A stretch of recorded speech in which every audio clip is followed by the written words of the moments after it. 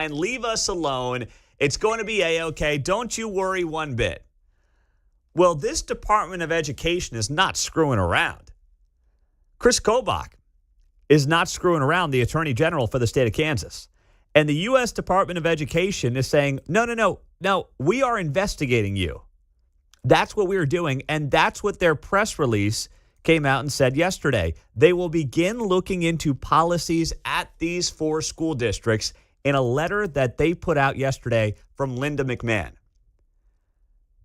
Now, this is one of those 80-20 issues. We know that. I mean, I know there's a lot of loud voices.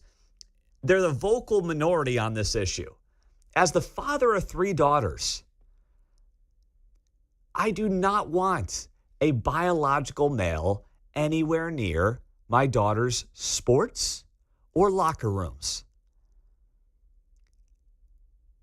And there are very few individuals who are like, yeah, sure, send them in. Okay, you want to talk about protecting Title IX? You want to talk about protecting young women? I mean, this would be a hill that I would die on. Literally and figuratively when it comes to this show and this issue.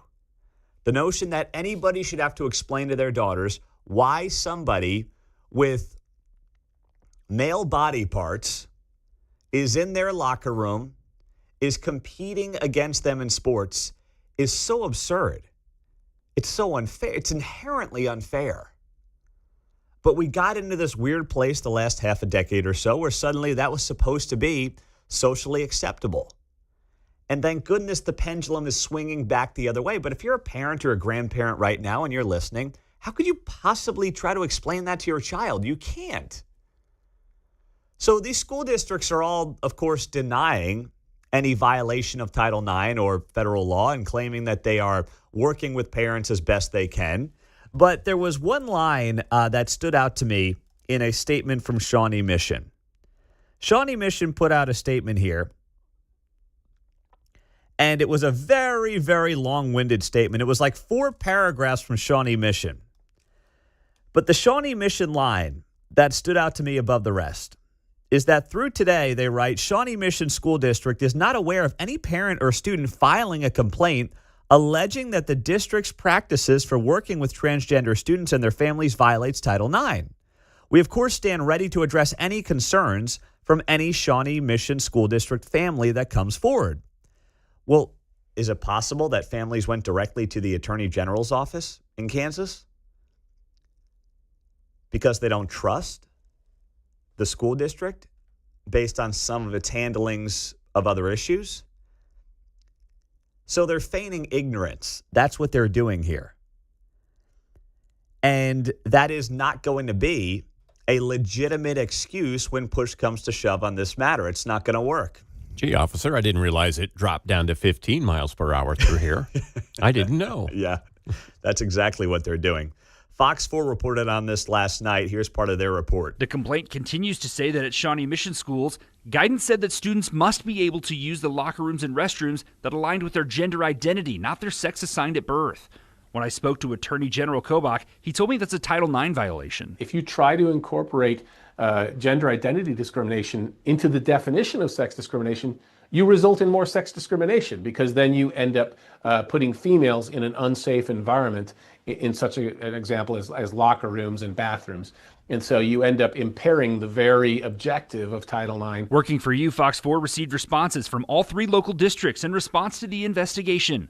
Olathe Public Schools say that their expectation is that their staff works with parents on these student-related matters. KCK schools say they have no policy in violation of federal law, and at Shawnee Mission schools, they say they haven't gotten any complaints from students or parents about violations. But a teacher sued the district last year over its diversity and inclusion trainings. In my interview, Kobach says that gender identity material has to be run by parents first. Okay, yeah, absolutely. It's got to be run by parents first. And that's the biggest thing, right? You have complaints about parents who are saying, hey, I didn't know my kid was using different pronouns at school than they were using at home. And at the very least, who's in charge of the kids here? Who do you want to be in charge of your children? Do you want bureaucrats being in charge and calling the shots on your kids? Or do you want it to be the parents, the grandparents? Who's in charge? That's what this question ultimately boils down to. And I genuinely believe that the vast majority of teachers in our public schools are looking out for the kids. I don't think that this is the majority, not even close. But I think it's a small sliver of activist employees in these school districts. And the reality is, kids who are struggling, kids who are vulnerable, are going to, unfortunately, potentially be drawn to some of these activist employees and teachers. I don't think it's the majority.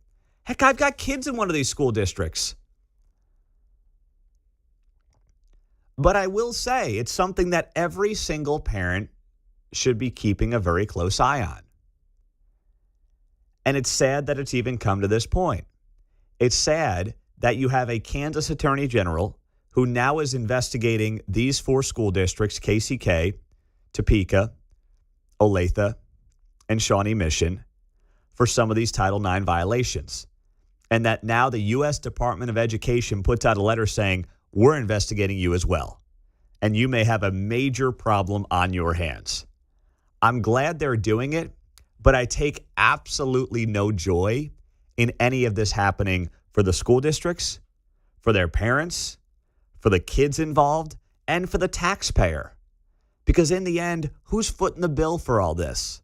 For Kobach and the AG's office and the Department of Education investigating this, we're paying for it. And there are much better ways for our money to be spent than having to go through these Title IX investigations and potential violations. But unfortunately, it's the hand that we've been dealt in the wacko world that continues to be 2025. But I do think that this is, I don't want to say it's winding down, but I think common sense continues to prevail. It's not about a hatred of anybody. It's not about a disdain of any group. It's about protecting young women. And as the father of 3, I'll continue to die on that hill. Coming up on KCMO Talk Radio, 913-408-7957 is our text line and our studio line. The mayor of Kansas City is getting set to do something today that I don't think he's ever done, as far as I can tell. And it's going to take him a while to do it. We'll tell you what that is coming up next on KCMO 95.7 FM.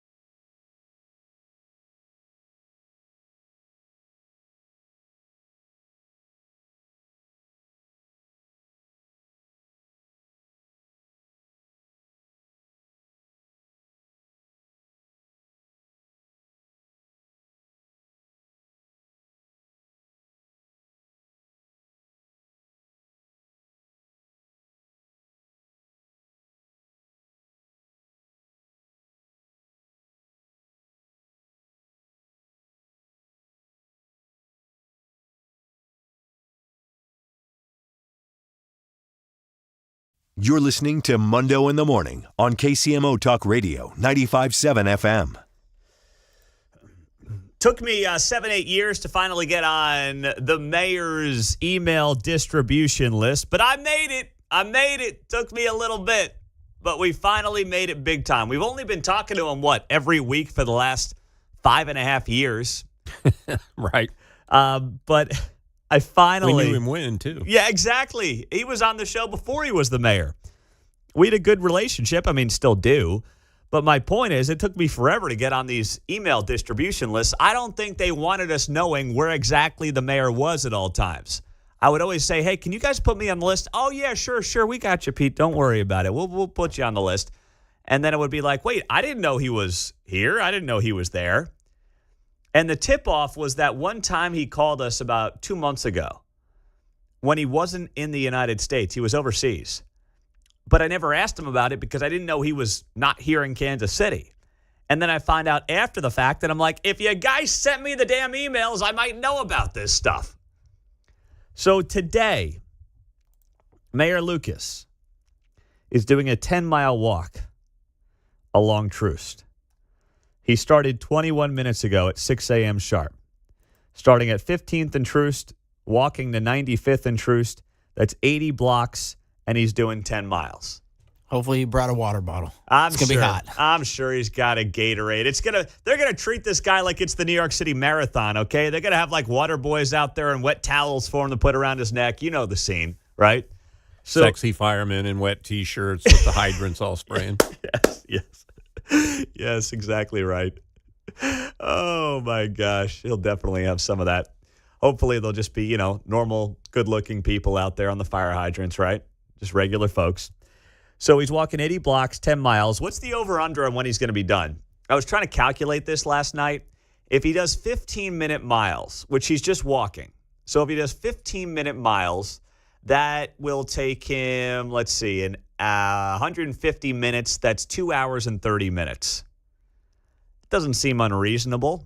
I would say over because he'll probably stop and talk to people. Oh, good point. Good point, Mark. Good point. So he starts at 6 a.m. this morning. How far? 95th? 95th, yeah. Bannister Road. 10 miles.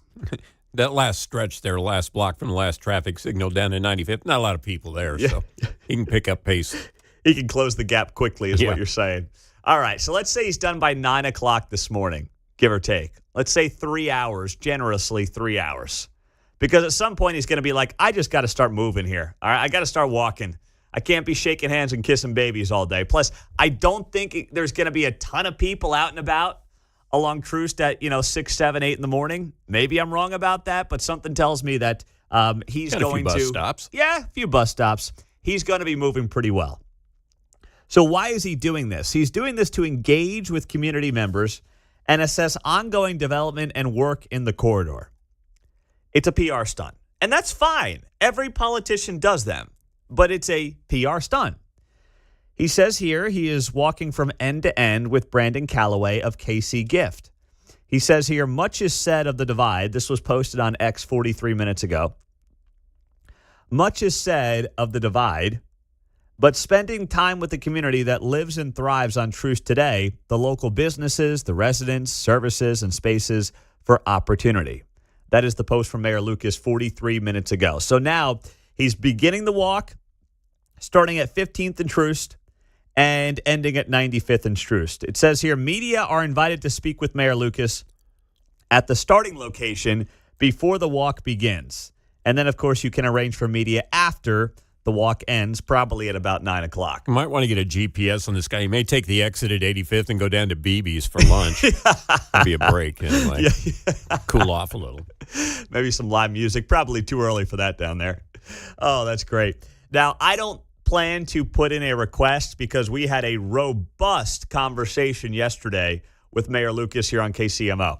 He was on CNN 2 nights ago, and of course, I didn't think he had himself a good moment at all when he went out there to CNN and they asked him, hey, do you think that the president is motivated by race when it comes to Washington, D.C., federalizing the police force, using the National Guard?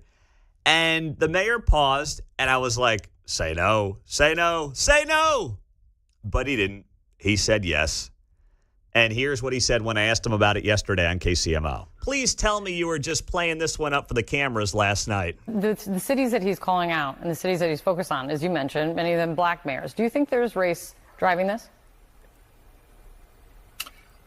I think there is. I won't say that's like the totality of it, but I absolutely think it is. Was that playing it up for the CNN cameras last night, Mr. Mayor? Please tell me that's the case. It was an interesting question from Kate Bolduan. I took a moment to think about it. I mean, look, I think it is good politics for the president, and I think he picks on cities that are obviously distinct from many other American cities and towns. And so I don't divorce anything from it. I think it is not unintentional that these are largely big blue cities that he's attacked rather than Kansas City, St. Louis, Memphis, New Orleans, blue cities, but in big red states. And I do think that in some way the mayors do make a difference. I think that's just clear. I think it's politics. I didn't necessarily put a pejorative on it, but no, I do think that's part of it. I didn't put a pejorative on it, but yeah, I mean, I think the guy's motivated by race. So come on, please. There's a lot of things you can say about decisions being made by Donald Trump. And when there's a point to criticize him, I feel like I'll do it. But this one, no. In fact, there's overwhelming evidence that not only is this good public policy, what the president is doing in Washington, D.C., he's getting support around the country. Okay, here's the problem. And you guys know that when it comes to the mayor of Kansas City, we have a good relationship and rapport. He comes on this show each and every week. But at the same time, when you think about the people who are trying to fight crime on the local level, the people in charge in this town have been failing for decades. And you have to include the current mayor in that. Well, yes, he does not directly run the police department. And no, he's not the prosecutor. He has not used his bully pulpit to promote tough on crime policies. He just hasn't done it. And while I have faith, maybe that's wrong of me, but I got faith in Melissa Johnson, the current prosecutor for Jackson County. This stuff is not going to turn around overnight. It never was. So that right there, and it was a lively conversation. If you missed it, it's up on the podcast page. Just search Pete Mundo wherever you get your podcast and find it there. That right there was one of those moments where I'm like, I know he's trying to moderate himself for maybe a future run of something, but those hits on CNN are not helping his cause.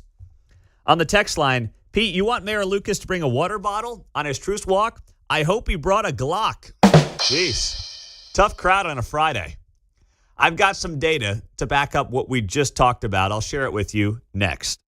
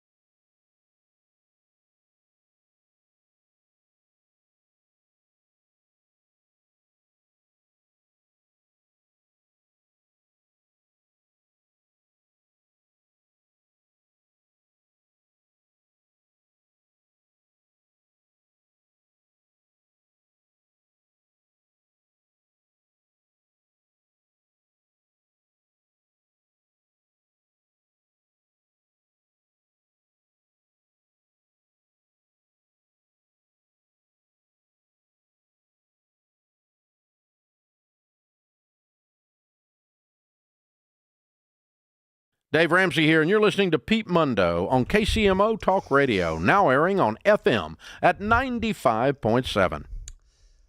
Yeah, too many American cities are welcome to the danger zone right now. My gosh, including Kansas City. We topped 100 homicides, of course, last weekend. It was a 16-year-old girl. Just a terrible story in her own home. And that ends up being homicide number 100, and it's still under investigation. They don't know who these thugs were, but we just now sit and wait and hope that KCPD can get a handle on who these guys were that shot and killed a 16-year-old girl who was in her home over the weekend in Kansas City. During what has been the deadliest stretch over the last half-decade in Kansas City history, including 2023, which saw a record at 183 homicides. So that ties into what has been a national topic of the week, and that is the crime issue. And the President of the United States deciding that he is going to use his resources, the National Guard, federalize the D.C. Police Department, and go ahead and basically tell these local folks they don't know what they're doing. So here's what's going to happen. The President of the United States, and I put this on Facebook yesterday, the President of the United States is going to prove in short order that the violent crime issues in America's major cities can be reduced very quickly if the leaders in these cities dropped their ideological garbage and excuses. That's why they're branding him a dictator on this. They don't want to have the conversation, and they don't want the folks to come to the obvious conclusion that this is not as difficult as some of them make it out to be. When they talk about root causes and all these big fancy words that are supposed to mean something that make this a lot more difficult than it's intended to be. You take the worst of the worst off the streets. You prosecute them. You throw them in prison. You will never eliminate crime, but man, you will dramatically reduce it. You will turn this thing around, whether it's in D.C. or here in Kansas City or any other major American city dealing with, rampant crime.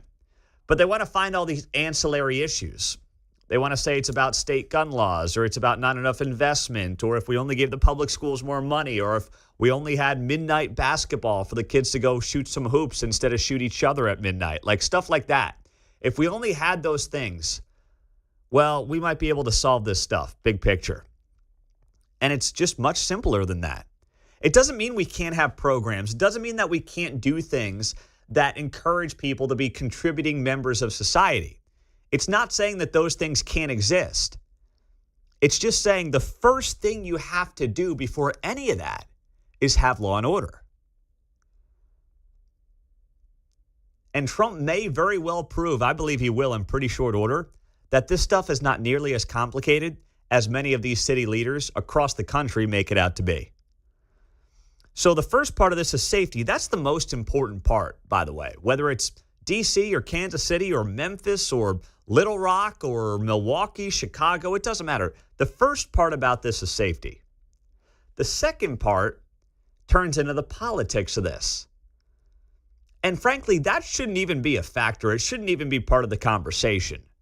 But it is, because you have an entire political party that basically is saying what Trump is doing here in D.C. is wrong. You heard our mayor talk about that on CNN 2 nights ago. You've obviously heard this all over social media, any cable news channel you've turned on. The problem, though, is that it's actually turning out to be a major win for the president politically. And I don't think that was goal number one here. I really don't. I mean, his political opponents coming out against him on this is what has made this a political win for him. But Harry Enton on CNN, he's the guy who's like the stats, data, polling guru for CNN. And he's pretty funny. He's got a bizarre delivery. He's kind of all over the place. He talks way too fast, but he's entertaining. So I'm warming you up for this, all right? Take a big old sip of coffee right now. Take a big old gulp of coffee right now is what you got to do. You good? You got it? Okay, great. And take a listen to what Harry Enton had to say about where the president of the United States is right now when it comes to his polling on crime compared to his predecessor on the issue. Donald Trump is like Air Jordan towering over Joe Biden when it comes to their handling of crime. Look, in 2024, look at where Biden's net approval was on crime. Way underwater there at minus 26 points. It was one of Biden's worst issues. Granted, pretty much every issue was one of Biden's worst issues. And again, look at where Donald Trump is. Way above Joe Biden. What is that? That's 27 points. So Americans vastly prefer Donald Trump's approach to crime than they did to Joe Biden. He's 26 points ahead of where Biden was. And then Harry Enton goes, pretty much every issue of Joe Biden's was his worst issue. Come on, man. I mean, that might get you suspended at CNN. You got to be careful, man. You got to be careful. But when Harry Enton slipped that in there on CNN yesterday, I'm sure that everybody behind the scenes, there was a gasp, an audible gasp of, you can't say that on this channel, but I loved it. Show some RESPICT. That was gold. So politically, he's miles ahead of where Joe Biden was.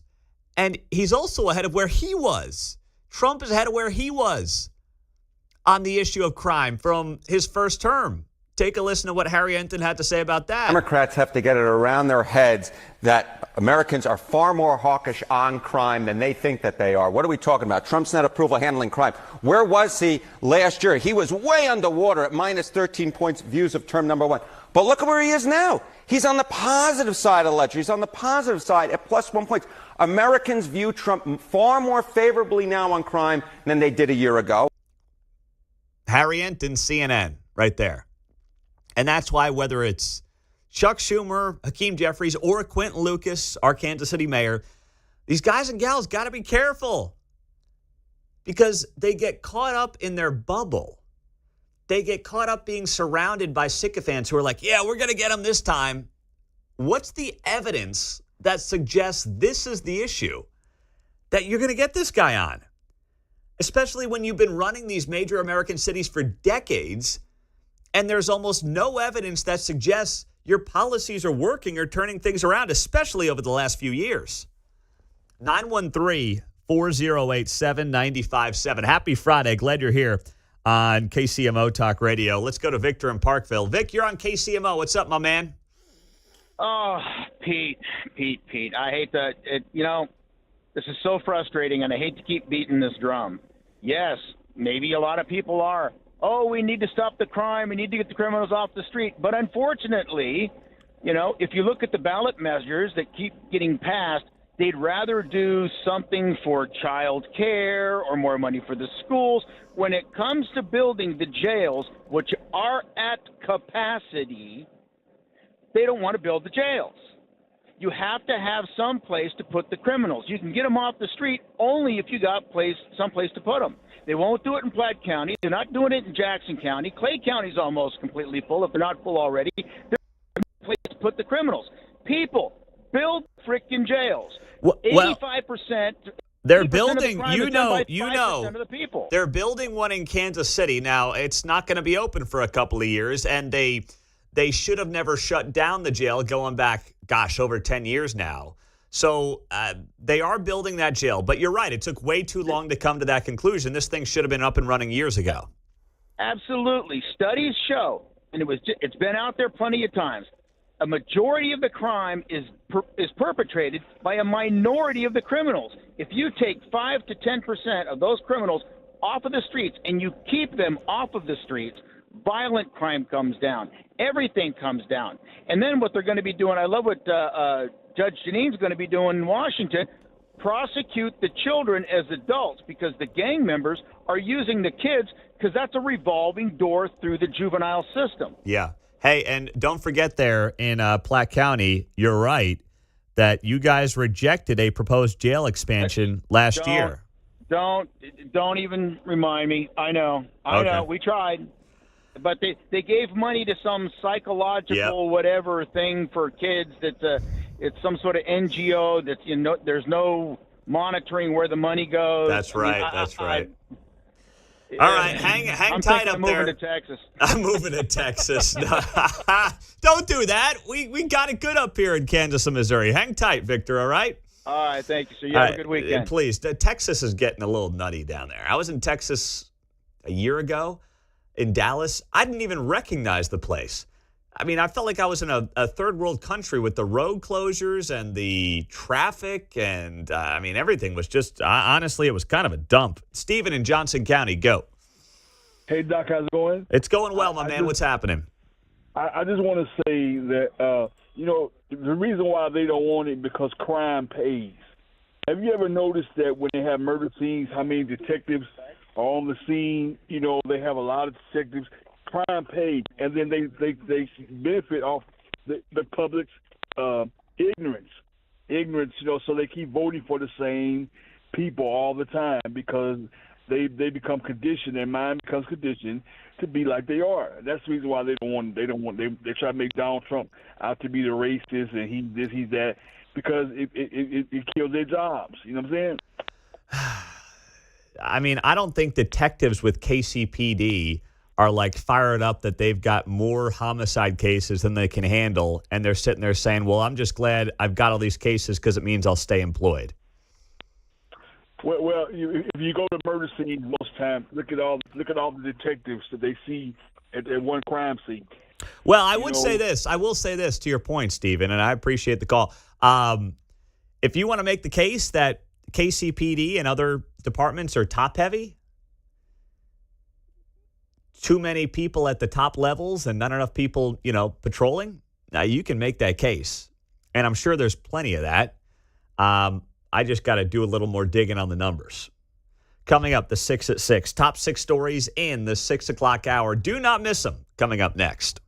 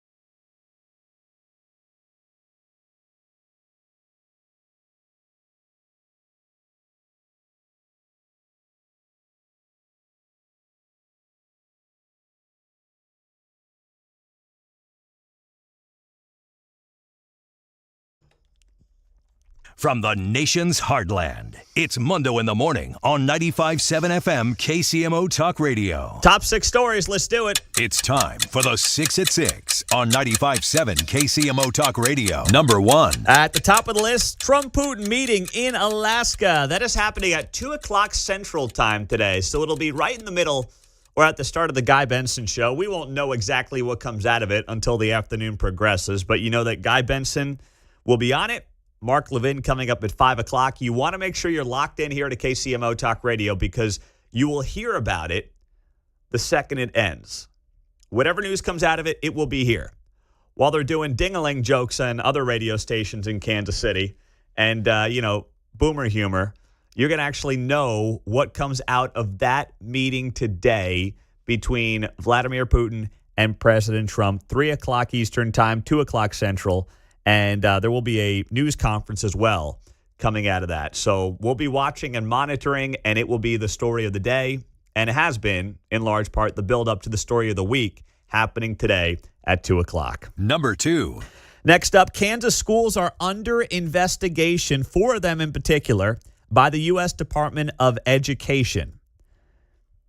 It is KCK, Olathe, Shawnee Mission, and Topeka over gender identity policies that the Department of Education say violate federal law.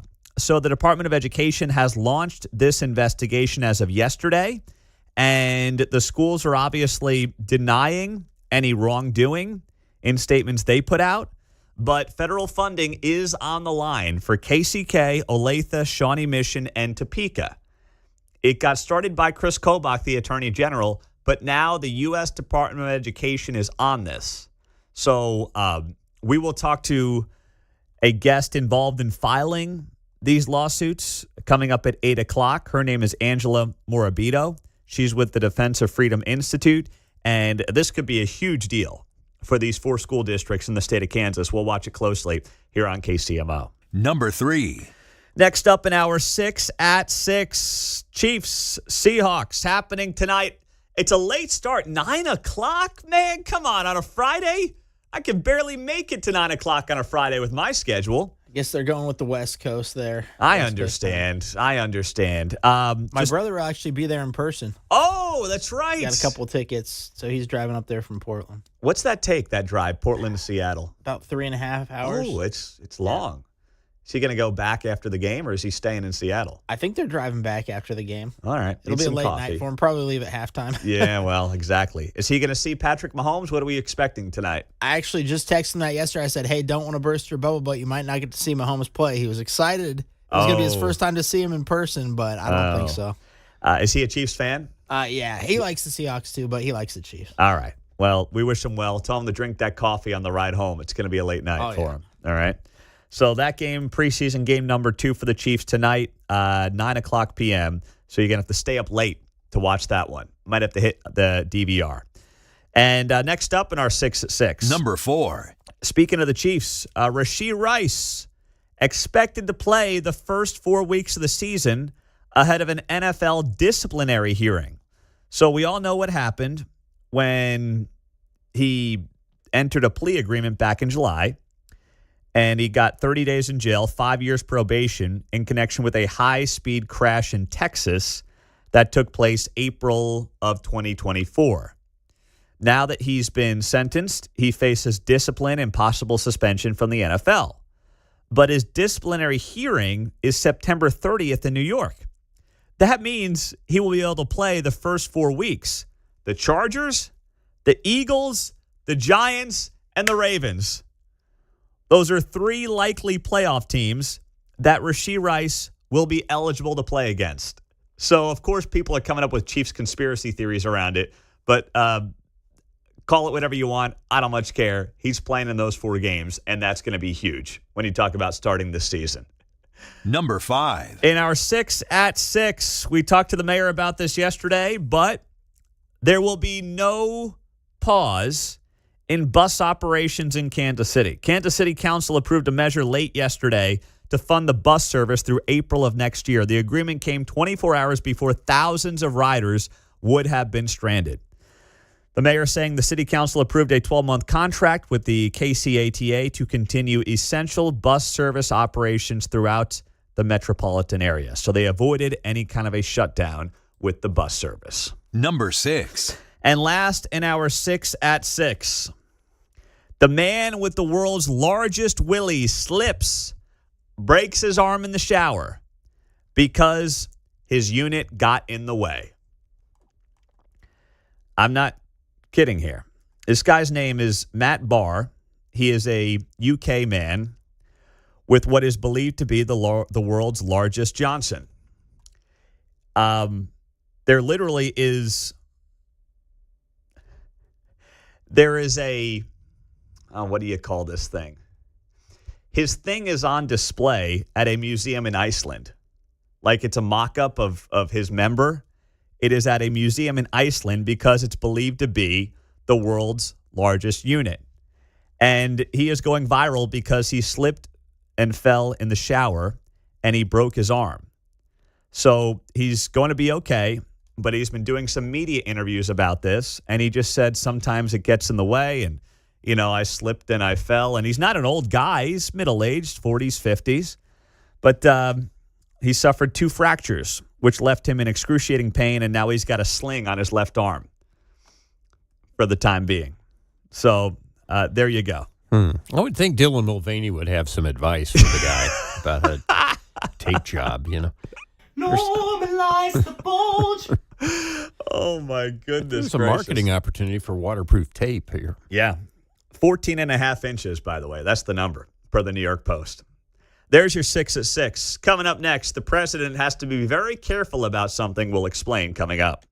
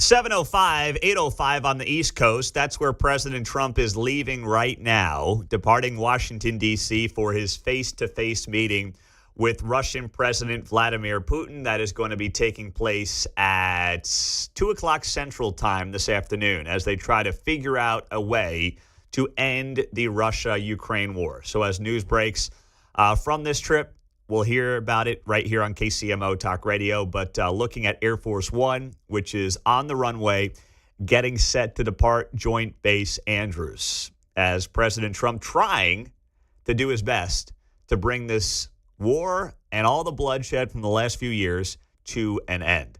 But it's a long way to go for a guy who says he'll know in 2 minutes whether or not this is a waste of his time. He's going to fly. What'll it take? It's got to be at least a 6, 7, 8 hour trip on Air Force One to get to Anchorage, Alaska.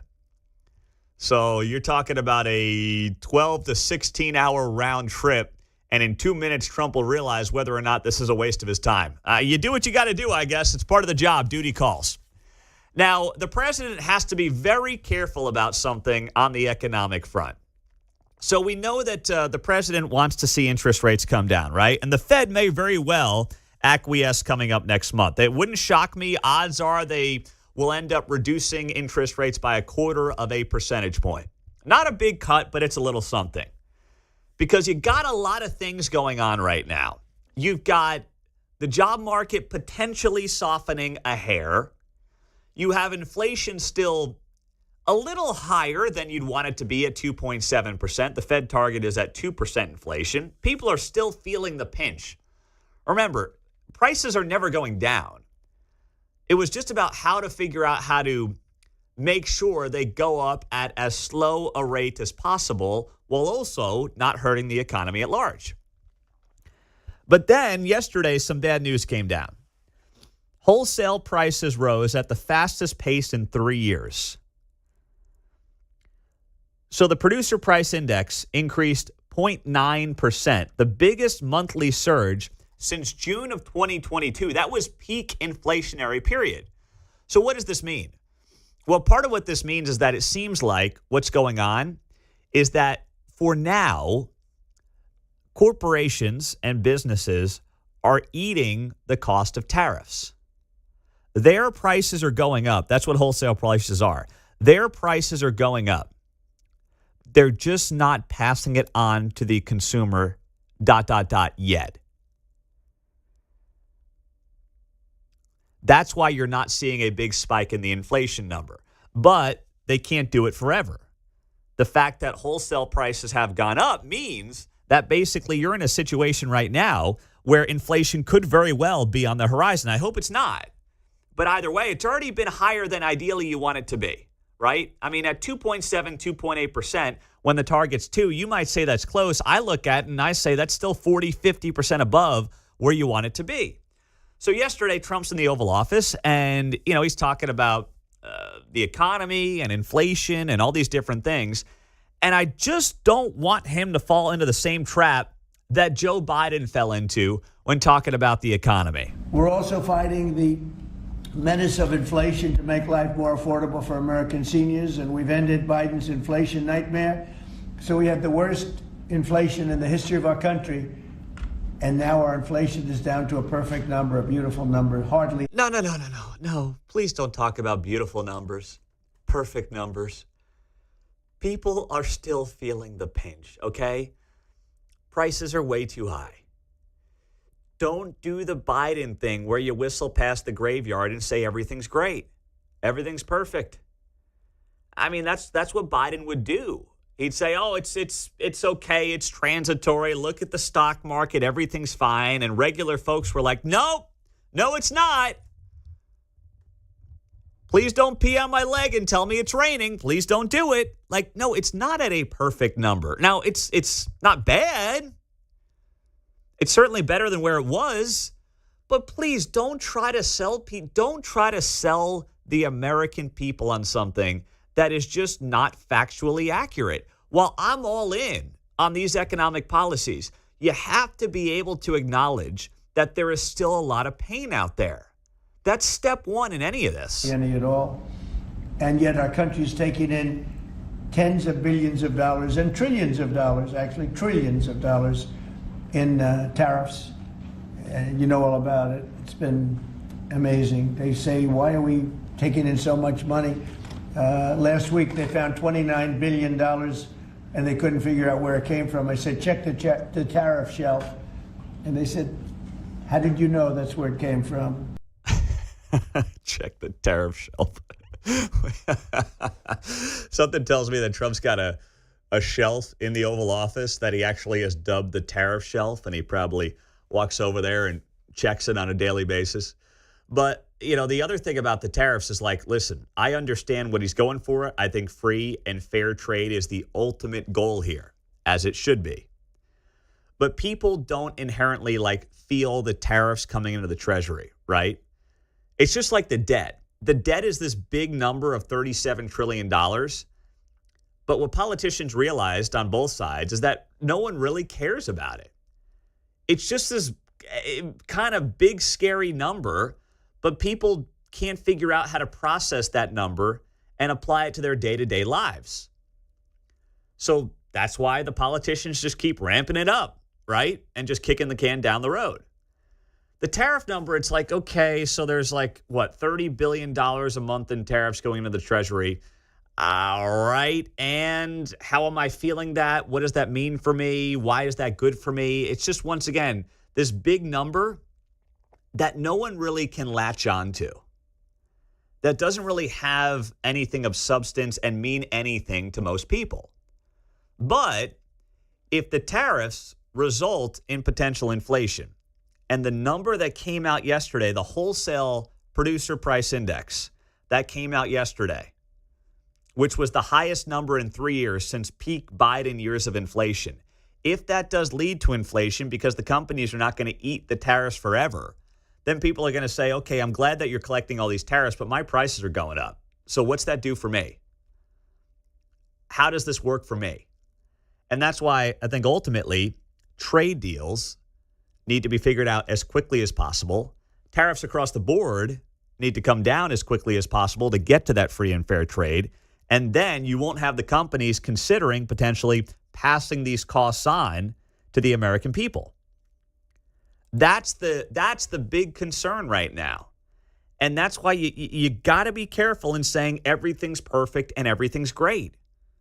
Because there's one thing worse than not trying to solve the issue. And the president, I believe, is trying big picture solve the issue with good general economic policy, but not acknowledging people's pain. It's just like Frank White here in Jackson County. Not only has Frank White been a wildly incompetent county executive in Jackson County, but the worst part of it all is that when it came to these tax assessments for people's homes in Jackson County, he just whistled right on past the graveyard. He didn't give one rip. He didn't share and show an ounce of empathy for any single homeowner in Jackson County the last few years, as people were on the verge of getting squeezed out of their homes. Now, Trump's a much better politician than Frank White could ever dream of being. So he's got it.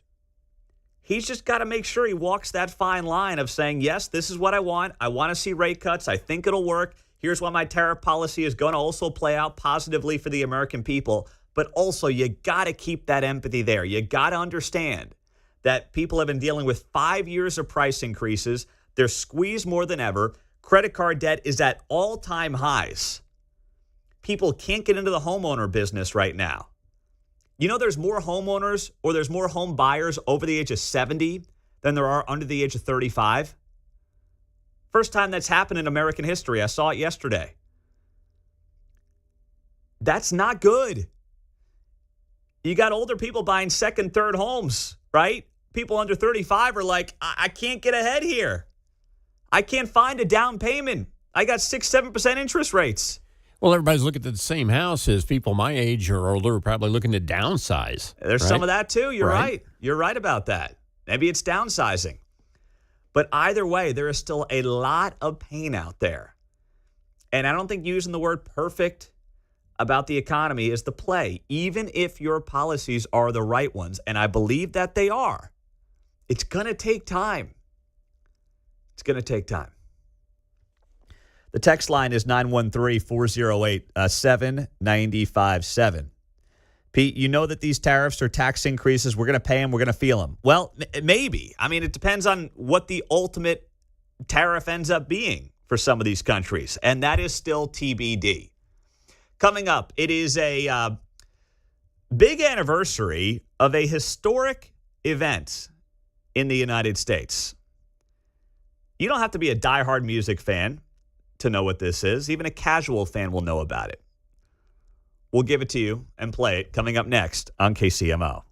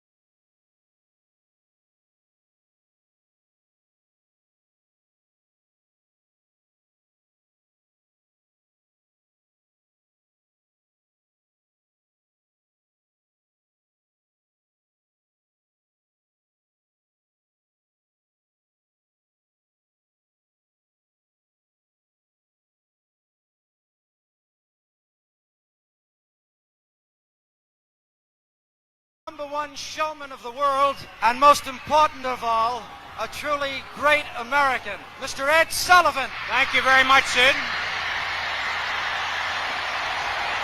Now, ladies and gentlemen, honored by their country, decorated by their queen, and loved here in America, here are the Beatles.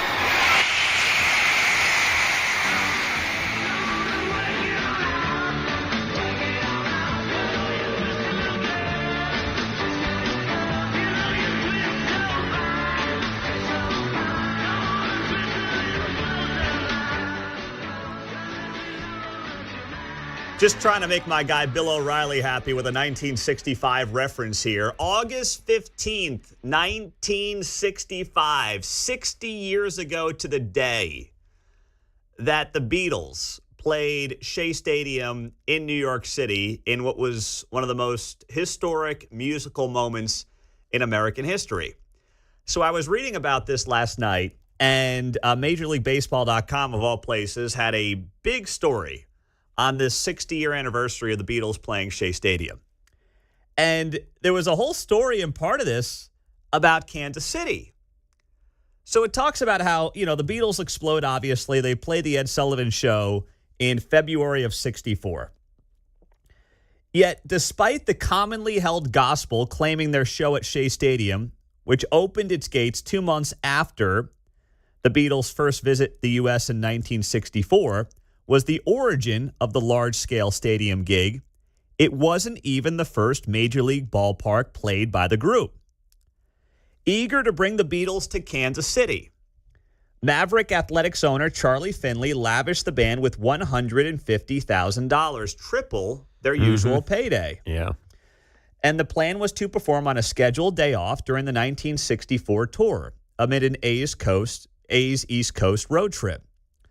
So Finley absorbed a steep loss as the Beatles' first performance at a ballpark drew just over 20,000 fans, about half of Municipal Stadium's seating capacity for the show and a fraction of the eventual Shea Stadium audience. So I know you were still in diapers then, John, but I couldn't get a ride. I did have something to wear, but I couldn't get a ride.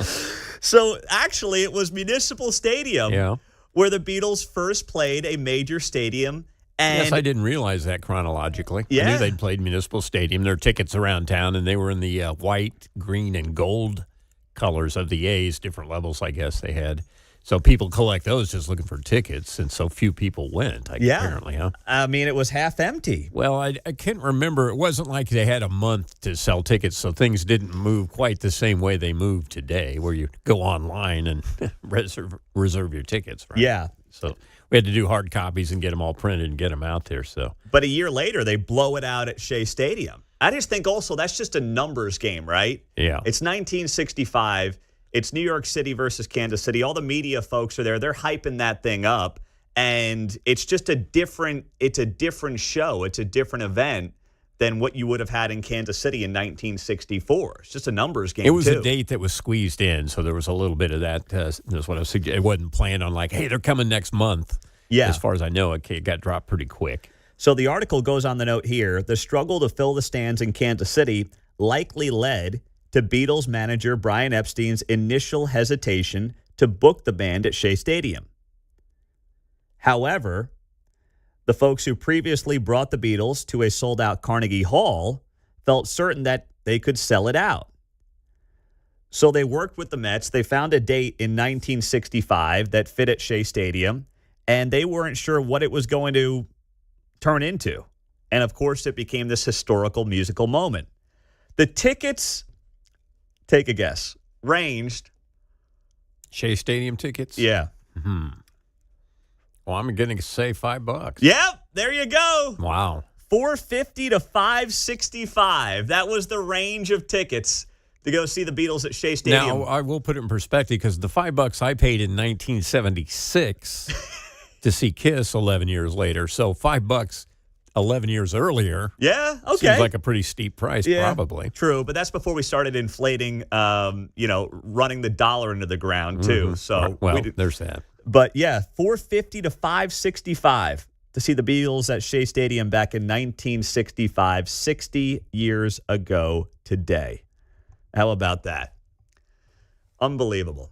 Making that Bill O'Reilly proud with a 1965 reference here on KCMO Talk Radio. But in all seriousness, it is arguably one of the most famous concerts in American history. Coming up, a bizarre, underreported story out of KCK. You won't believe it next.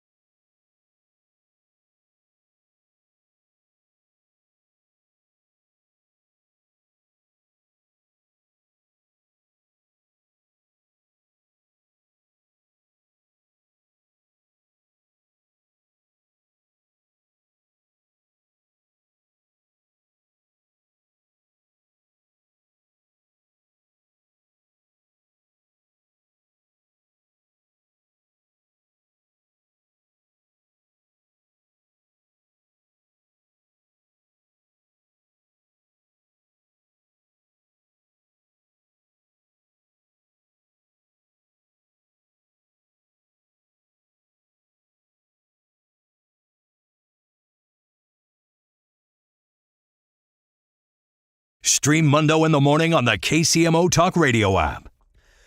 You know, someone's on the ballot in Wyandotte County who shot a man last fall. Yeah, I feel like I had read some of the headlines around this story, but for whatever reason, last night I found myself doing a deep dive into it. And I'm looking at this story and I'm like, this is Wyandotte County politics in a nutshell. You can vote for someone who shot a man last fall, John. That's a Lucas Coons plan. I think. Get the same consultant, maybe. Oh, man. Old Lucas Coons tries to take out Josh Hawley. Before he does that, he shoots a guy at a gun range up there in Clay County. Way to go, buddy. Nice job. Lisa Walker Yeager, who shot a man last fall, had a hearing yesterday afternoon where a Wyandotte County district judge did not rule whether the political candidate qualifies for self-defense immunity. So after attorneys questioned Walker Yeager and her daughter for about 2 hours, Judge Michael A. Russell decided the defense and state prosecutors must submit their findings, facts, and conclusions to the court by September 12th, next month. After those statements are filed, Russell said he'd schedule a hearing and make his ruling from the bench. So I'll get to the story here in terms of what happened, why she's claiming self-defense. It's over a check to a contractor who did some work for her. But I'm just asking you this, no matter what, would you vote for somebody in Wyandotte County this November? Politics aside, would you vote for somebody who is right now dealing with the court system for shooting a guy? I don't know how you do it. I don't. And leave it to Wyandotte County to get this person to a general election. They had the primaries a couple of weeks back, and now she's getting ready for November. In between that, she's going to be appearing in court on shooting a guy. So here's the report, Channel 9 KMBC, the cock man himself, Andy Alcock. We found out today this entire dispute, which resulted in gunfire, was over $60. A contractor wanted $410 for work done on Walker Yeager's home. She tried to pay him $360. The daughter and the contractor had what turned out to be a physical and also verbal altercation. Both of them captured it on cell phone video. When Walker Yeager heard her daughter scream, the contractor went to his truck.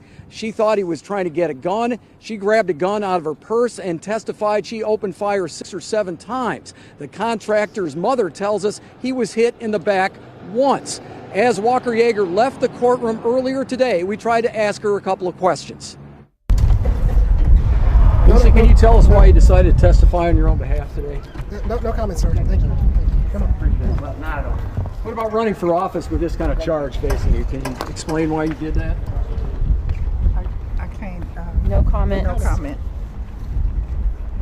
I was about my turn. No comments, sir. Sorry. Andy Alcock, Channel 9. I'm not a forensic detective or crime scene investigator, but when you open fire on a guy and, according to reports, you shoot him in the back because you thought he was going back to his vehicle to get a gun, I'm not sure that you're going to have a great stance on self-defense here. And this was over $60. $60. The contractor claimed that Walker Yeager owed him $410, and she gave him a check for $350. Now, we've all been in situations where you pay a contractor for the work, right? If you don't get the price ahead of time, that's kind of on you. That happened to me once. There was one time, called a guy who had done a bunch of work for me. I had some things I needed fixed up around the house, and he gave me an hourly rate, right?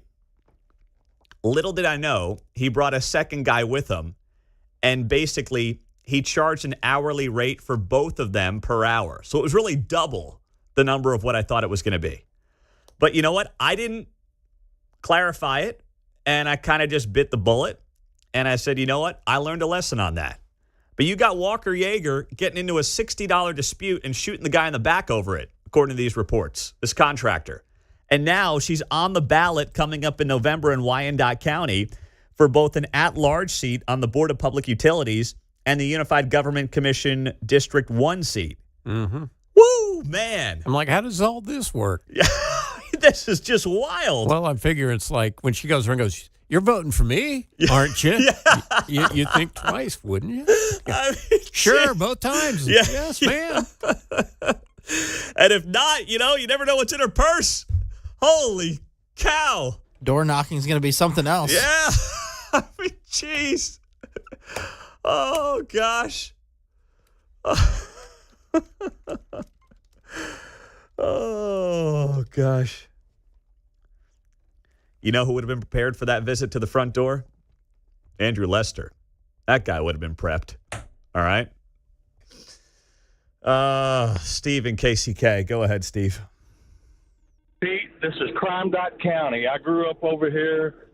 That act alone probably earned her 1,000 more votes. That's better than having a PhD in Wyandotte County. Jeez. Oh, man. So you think that this gives her what? Street credibility or something like that? Absolutely. She will be mayor, probably come running for mayor in the next 4 years or something. Are you kidding me? Oh, my gosh. Don't give these local politicians any ideas, man. We got KCMO elections coming up here in a couple of years. They're going to be stealing from this Wyandotte County lady. Yeah, I'm a little sad. My guy Phil Lopez lost to a guy who was endorsed by the Kansas City Star, and he was endorsed by the Kansas City Star. Told me everything I needed to know about comp. Anyway, that's my 2 cents. Thanks, Pete. Yeah, all right, Steve. Thank you. 913-408-7957. She'll be mayor in no time. What a scary thought. Unbelievable. On the text line, Pete, her campaign slogan, vote for me or I'll shoot you. Yeah, I mean, I guess that might work in some people's estimations. Man, this is wild. And then I got Steve calling from KCK saying this is going to help her in the polls. Well, here's the thing. When you talk about these elections, let's be honest, no one knows any of these people. All right, Board of Public Utilities, Commissioner, District 1 seat. She will have name ID. People are not going to know why they know her name, but they'll see this name in the news, and they'll be like, oh, yeah, Walker Yeager, I've seen her name around, and they won't remember why. They won't put 2 and 2 together and be like, oh, she's the lady who shot somebody in the back over a $60 dispute. Oh, yeah, I mean, they won't be able to make that connection probably in the polling booth. Not because they're dumb, but just because people aren't totally locked into some of this stuff, these super local elections. But when push comes to shove, you look at this and you're like, you going to vote for that person? You really think that that person is capable of representing anybody, never mind Wyandotte County residents, but anybody, when you talk about the Board of Public Utilities and Unified Government Commissioner District 1 seat? Who could possibly get on board with that? And you know what? I mean, she's going to claim, obviously is claiming self-defense.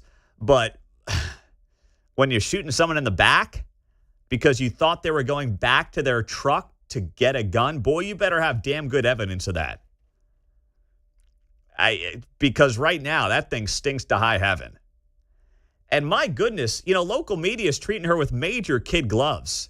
You know and I know, if the colors were different in this case, let's just be real. Different colors, different outcome in local media. I mean, they're just playing this one straight down the middle as like local news, and I get it, that's fine. But they would be treating this much differently if there were different shades involved here. You know that, and I know that. 913-408-7957. That's our studio line and our text line on KCMO. Pete, I heard all her speeches will be short because they're just bullet points. Oh, my goodness. I love that. How dare you? Oh, come on now. Take it easy on the text line. Everyone's a comedian on a Friday. No, jeez. Oh, jeez. That's too much. That is just too much. But you guys are on fire this morning. I like it. No pun intended there either. Well done, everybody. Nice job. It's 7:43. We've got a busy 8 o'clock hour ahead here on KCMO. We're going to have Lieutenant General Richard Newton out of News Nation. He'll be checking in on the Trump-Putin summit that is set for 2 o'clock this afternoon in Alaska. The Trump Air Force One is taken off from Washington, D.C., so they are en route to Alaska right now. and they will be landing and meeting with Putin at 2 o'clock this afternoon. So the coverage will be happening during the Guy Benson Show here on KCMO Talk Radio.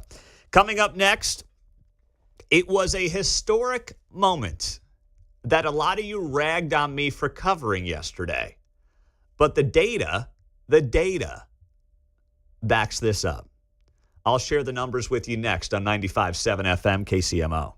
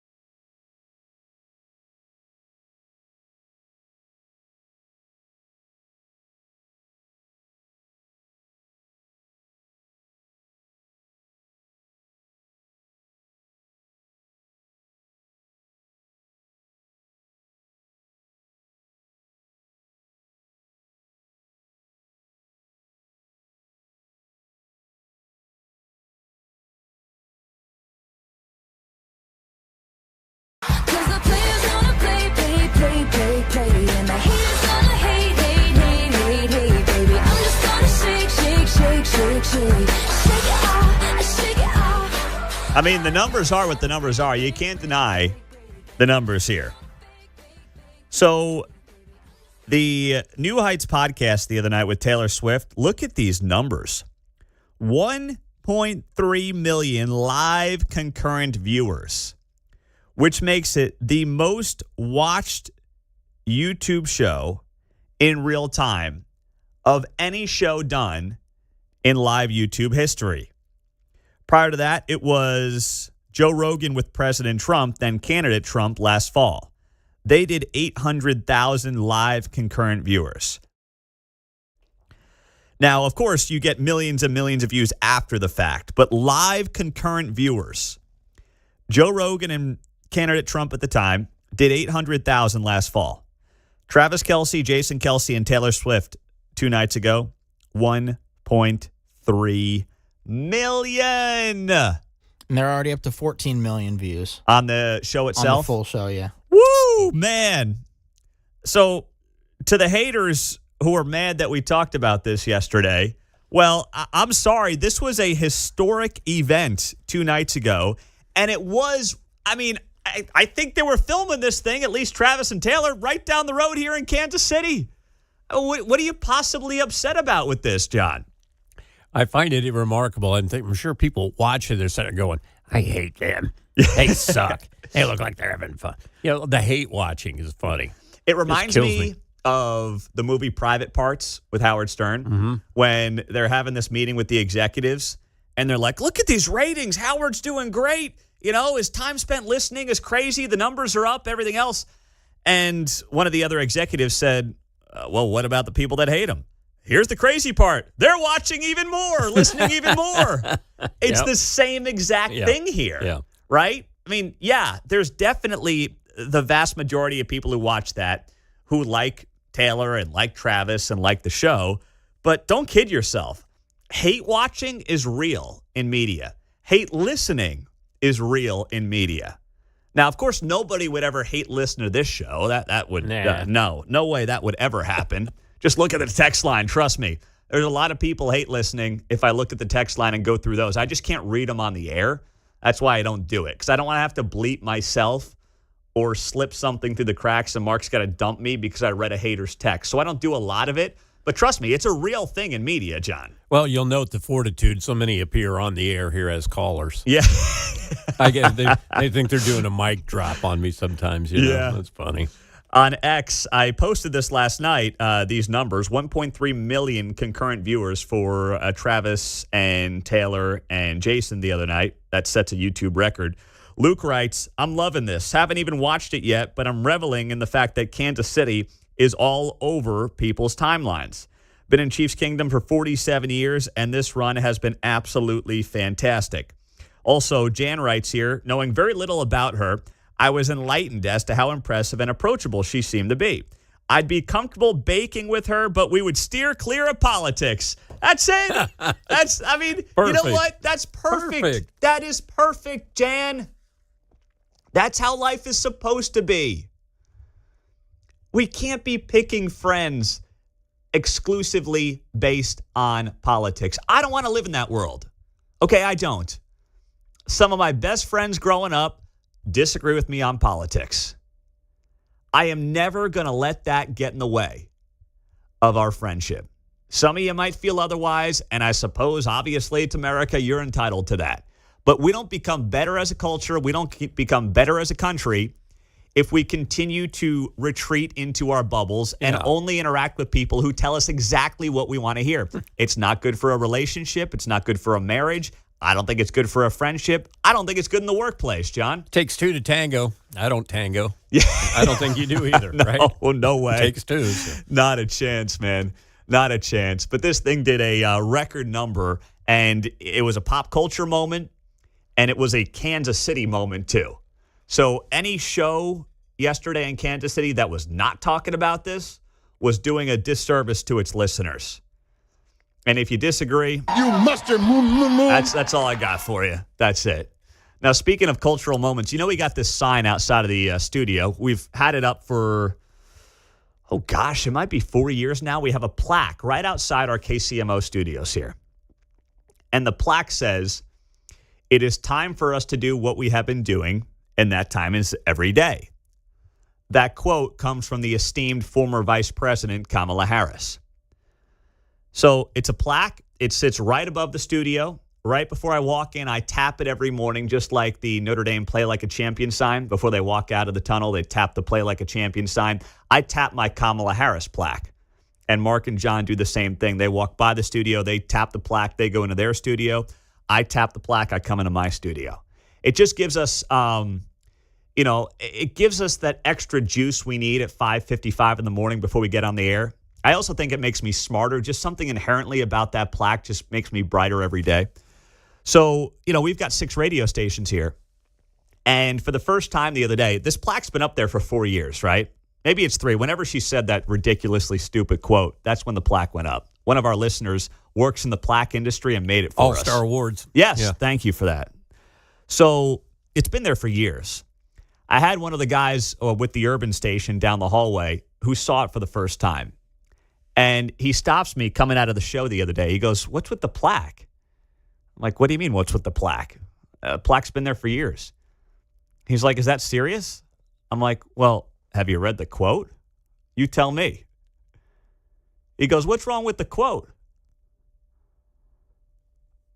I'm like, "Really?" Show some RESPICT. What's wrong with the quote? I said, "You tell me. You read that quote. It is time for us to do what we have been doing, and that time is every day." I said, "You tell me. What does that mean?" He's like, "It's a nice quote." I'm like, "What?" I said, "Read the quote and tell me what that means." He looks at me perplexed. And he goes, "Yeah, I guess I don't really know what that means." I said, "That's the point. It doesn't mean anything. There's no meaning to it. It's just words that might sound nice when you hear them, but when you dig below the surface, there's no meaning to that quote." He's like, "Yeah, I guess." And then I just literally, I didn't know what else to say. I just kind of walked away. It's like, "All right, we're good. You done here? We're all set?" Okay. There's something wrong with them. I don't know. It was bizarre. But I had to share that with you because I hadn't talked about the plaque in a while here, It's time for us to be moving, and that time is every day. It is. We can just update the quote. Yeah, there you go. News coming up here in a minute. Then Angela Morabito, Defense of Freedom Institute, is going to join us on KCMO. She's with a group that is heavily involved in the U.S. Department of Education going after 4 Kansas City area schools for Title IX violations. Department of Education announced this yesterday, and she will join us to give us the insight on what's going on coming up next.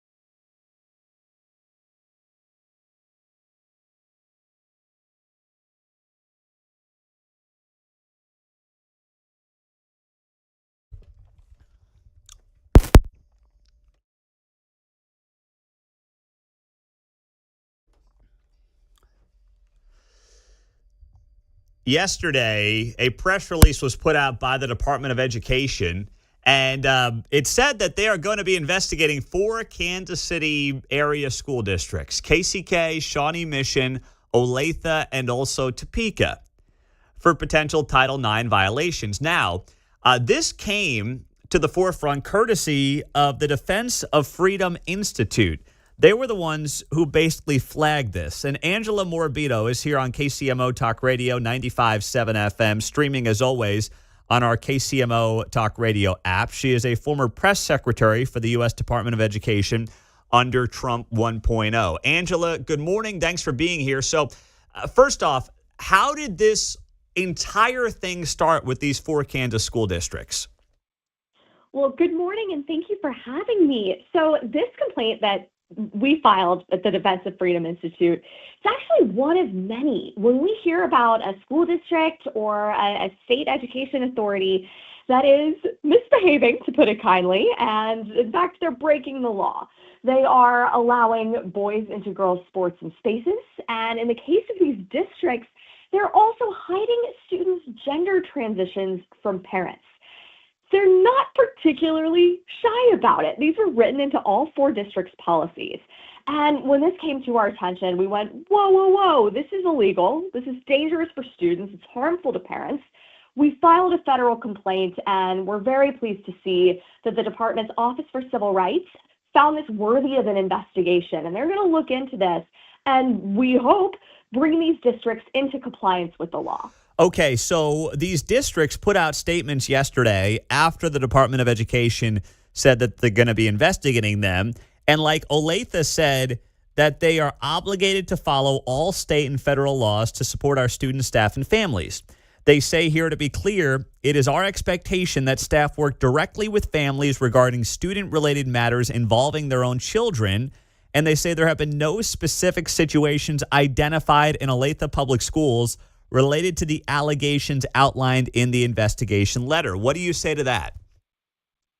Well, we don't want to wait for something to go wrong because of their bad policies. We want to stop their bad policies effectively, we hope, before they start, and bring them into compliance. It's not a mystery when you look at what they were doing. They were saying, well, we're going to treat this on a case-by-case basis, and maybe we'll let the parents know if a child rejects their body. We're going to try and give transgender students access to whatever they want. Well, maybe it sounds nice, but that's not legal. Title IX is based on biological reality. The law is clear, and the courts have upheld that fact, that students are supposed to be treated equally on the basis of sex. And when you allow boys into girls' sports and spaces, you violate that law. So is the Yes, allegation on your end that their policies allow this to happen, and not necessarily that it's happened yet, but that their policies would allow this type of illegal behavior to happen? And if so, what is in those policies for these school districts in particular in Kansas that parents right now need to know about? That's exactly right. So policies in these districts, instead of saying, we're going to believe that men are men and women are women, and you can't switch teams at will, they say, well, when a student's transgender, maybe you tell the parents. That's a violation of something called FERPA, the Federal Education Rights and Privacy Act. When a child rejects his or her own body, the parents should never be kept in the dark or be the last to know. That's wrong. This is also a Title IX issue when their policies say, we're going to handle this on a case-by-case basis. We're going to prioritize the transgender students' feelings. Again, sounds nice, but not legal. Men's sports are for men, women's sports are for women. Men's restrooms and locker rooms are for men. Women's restrooms and locker rooms are for women. So those policies do run afoul of the law, and we're glad that the Office for Civil Rights is investigating. Did parents tip you off to this, or is this something that you found out some other way? This was something that we discovered, and Kansas's Attorney General, Chris Kobach, is backing us up. He actually wrote a letter to the Department of Education encouraging them to follow up and investigate based on our complaints. Angela Morabito is here on KCMO Talk Radio 95.7 FM and streaming on the KCMO Talk Radio app. She is with the Defense of Freedom Institute. She was a press secretary for the Department of Education under President Trump's first term. So what happens now in terms of, as someone who worked at the Department of Education as you did, what's our timeline on any of this, and how does this play out from here?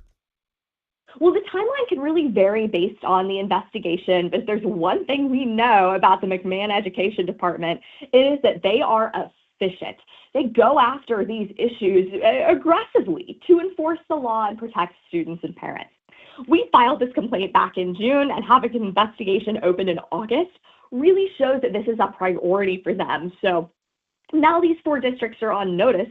Districts across the country are on notice that they can't get away with this anymore. And we hope that they will, of course, comply with everything the federal investigators ask for and ultimately come into compliance with federal law. And if not, I mean, federal funding being held back, how legitimate of a possibility is that? Because as I understand it, that would destroy any public school in the country. If they don't get the federal money, it seems like it's game over for them. So that's absolutely a legitimate possibility. The rules are, if you want to take federal money, you got to play by federal rules, and that means our civil rights and privacy laws. Now, I don't think that anybody wants to see these districts lose federal funding, but that's what they risk. That's what they put at stake when they have policies that harm students and parents in this way. So yes, if it doesn't get fixed, that could be the ultimate outcome. But in my experience, I've seen districts do everything they can to avoid that, and that means following the law. So the roadmap for these school districts is pretty clear. I know that the Office for Civil Rights will make it even more clear and more explicit to them in the coming days and weeks. But this is not some sort of ploy to, we're going to yank your federal dollars. That's not the goal. The goal is to get them to protect students and parents. All right, Angela, thank you very much for being here on KCMO in Kansas City. We appreciate the time, and we'll be following along. Thanks so much. Amazing. Thanks so much for having me. All right, there you go. Angela Morabito is on KCMO. Good job by her, Defense of Freedom Institute. You know, it's going to be tough I hope it's tough, because I hope this has not been happening excessively. It's going to be tough, I think, for Kobach and for the Defense of Freedom Institute to prove anything unless they have overwhelming evidence. And if right now we're just talking about how their rules are written, changing the rules is great. I want to see that. As the father of 3 daughters, I want, obviously, full transparency from any school district when it comes to what's going on with my kid. And then I certainly don't want to have to worry about my daughters playing against biological men. I don't. Don't want to have to worry about them going in the locker room, coming home. Hey, honey, how's the day at school? Well, Dad, it was fine outside of the, normalize the bulge. Yeah, we're not going to do that. We're not going to play that game here, okay? No way, no how. But it's just one of those things that I'm glad they're on it. I will never sit here and criticize someone who's trying to get more transparency from our public schools. I will never criticize someone who is trying to make sure that the kids are being protected. But like any of this stuff, it will be a difficult uphill battle. And let's be honest, a lot of these things that are happening, not necessarily in these school districts, but around the country, they happen. And by the time the people that need to know about it, it's too little too late. So as long as they're on it, we'll follow this story. And I know Kobach, he's going to stay on top of this as well. But Topeka, KCK, Olathe, and Shawnee Mission are the 4 school districts now under investigation by the Department of Education over their gender identity policies that, of course, the U.S. Department of Education says violates federal law. Coming up next on KCMO Talk Radio, let's get the update from News Nation senior national security contributor, Lieutenant General Richard Newton. President Trump is right now in the air on Air Force One on his way to Anchorage, Alaska for the summit today with Putin that's happening at 2 o'clock our time this afternoon. What should we expect from this? What is the best outcome for everybody? Lieutenant General Richard Newton on that coming up next.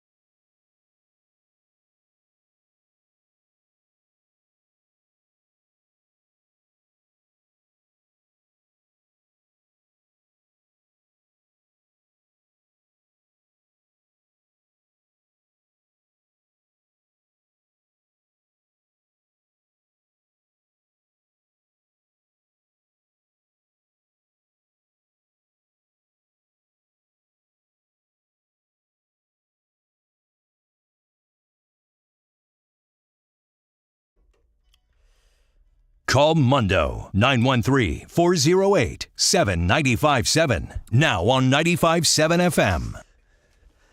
President Trump is on Air Force One right now. He's on the way to Anchorage, Alaska for the big summit with Russian President Vladimir Putin. Happy to welcome on and say good morning to Lieutenant General Richard Newton, News Nation senior national security contributor, joining us on KCMO in Kansas City. And Lieutenant General, we appreciate the time and just found out that you were early in your career stationed at Knob Noster. Is that right?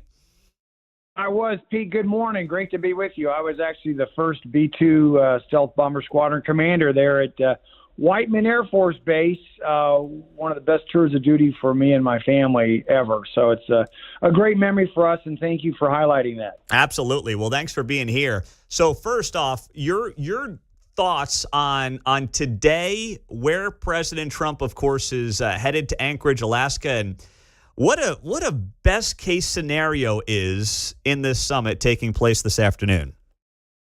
Well, high stakes. First summit between a Russian president and American president since 2021. But the bottom line is we need a stern, unrelenting president, which I think we'll see on display in Alaska, and compel Putin to take a ceasefire in place. That's the objective, which then sets the stage for follow-on high-level meetings regarding a negotiated settlement to this war between Ukraine and Russia. So do you think that President Trump is going into this trying to get obvious concessions out of President Putin, or is this just more of one of those feel him out kind of meetings, see if he can sense some weakness, and then bring the rest of the world to the table? Well, first and foremost, I think really Putin, frankly, needs Trump more than Trump needs Putin. That's the backdrop in my view. But what's changed is Iran, when we struck the nuclear weapons development facilities with those B-2 stealth bombers and some Tomahawk cruise missiles. Obviously, Trump has increased military assistance to Ukraine, but really where he's really getting tough is on the economic warfare aspect of this with could be tougher sanctions as well as tariffs on the key oil trading partners. And so the outcome is like I mentioned at the beginning of the conversation, is get a ceasefire and then lay a foundation for also negotiations between Putin and Zelensky, with the United States certainly there hosting that, and perhaps make it a quad talk environment where you've got Russia, United States, Ukraine, but also Europe, I think is key. But right now it's a lot of cards on this table, but first and foremost, let's get an end to the fighting. Lieutenant General Richard Newton, News Nation senior national security contributor, joining us on KCMO in Kansas City. So when you look then, Lieutenant General, at what this summit today can ultimately lead to, I think part of it is what you just mentioned, and that is also kind of scaring Putin into, hey, if you don't play ball here, economic sanctions are coming. How much pressure can these economic sanctions actually put on Putin and Russia that has been going through this war now for the better part of nearly 4 years? Yeah, well, what's changed is the fact that Russia, over the last couple of years, has really had to change their entire economy to a warfare or war-fighting economy. Secondly, the basis of that economy now is the oil sales. Think of Russia as a big gas station, and they've got customers such as China, India, Brazil, others that are providing 20 to 30% of his entire economy. So first and foremost, if you put tougher sanctions on Russia and the enforcement of those sanctions, that will lend itself to leverage. Secondly, however, more so is you put tariffs against those customers who are buying Russian oil and gas. China and India purchase about 75 to 80% of all the oil and gas exports coming out of Russia right now. And so what President Trump has demonstrated to Putin is he levied another 25% tariffs against Indian goods being sold to the United States on top of already 25%. So that's 50% tariffs against a key trading partner of that oil and gas, India, with Russia. And then looming there, although President Trump has said, I'm going to hold off for the next couple of months, it could be tariffs against Chinese goods coming in the United States, which would also compel China perhaps to walk away somewhat of trading and purchasing that oil and gas, which is such a vital lifeline, Pete, to Putin's economy. Yeah, absolutely. Now, what about the European angle on this? How much say do you think the European leaders who met with the president via Zoom earlier this week should have and ultimately will have in whatever this potential deal between Russia and Ukraine ends up looking like? Well, last Saturday, Vice President J.D. Vance, Secretary of State Rubio met with European leaders and really which set the stage for this week and was a very effective sets of meetings, which then led to a video teleconference earlier this week with President Trump and the European leaders, including President Zelensky of Ukraine. That has really solidified a position that the United States certainly is in line with Europe, but also with Ukraine, much more than we've seen to date. And so President Trump is going into this summit here in a couple hours that he has not only the support, but the backing of the European leaders. And that's important because it'll show a strong, again, if you will, a wall that is solid that the United States is part of.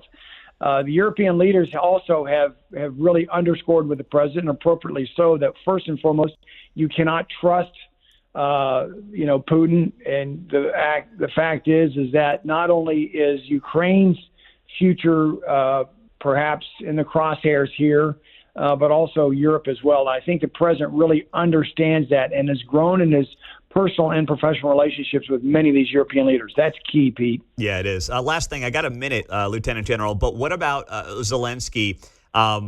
What should he be advocating for here? Well, first and foremost, supporting the president, which he's done, over the last couple of weeks or so, showing that there's no daylight between his position and the United States. Third, however, and I would support President Zelensky in this, is making sure, Mr. President, as we go into a ceasefire, hopefully, and then the ensuing peace negotiations, that I and Ukraine have many security guarantees. And what those security guarantees are is in the event that Putin breaks the ceasefire or perhaps walks away from any type of negotiations, those security guarantees, including increased tariffs and sanctions or the threat thereof, providing military capabilities and continue those so I can defend my country, but also provide offensive capabilities. Perhaps from a political standpoint, give me a clear path where I can join the European Union, not so much NATO, but the European Union. I also want to make sure that the fact is that you'll provide me increased intelligence and support, but also leverage Putin that will allow perhaps European peacekeeper troops either on my soil or on the periphery to make sure that we keep a close eye, and Putin knows that we're keeping a close eye in the event that he would want to even contemplate thinking about a third invasion that could occur. Well, Lieutenant General Richard Newton started his career, of course, right here in Missouri. How about that with the B-2s down at Whiteman? News Nation senior national security contributor on KCMO. The News Nation coverage starts tonight at 5 o'clock Central. We appreciate it. Thanks so much. My best to you, Pete. Great talking with you. Absolutely. Same to you. We'll do it again soon. Lieutenant General Richard Newton on KCMO. Coming up, U.S. drinking rates are at new lows. Is that a good thing? 913-408-7957. We'll talk about it next.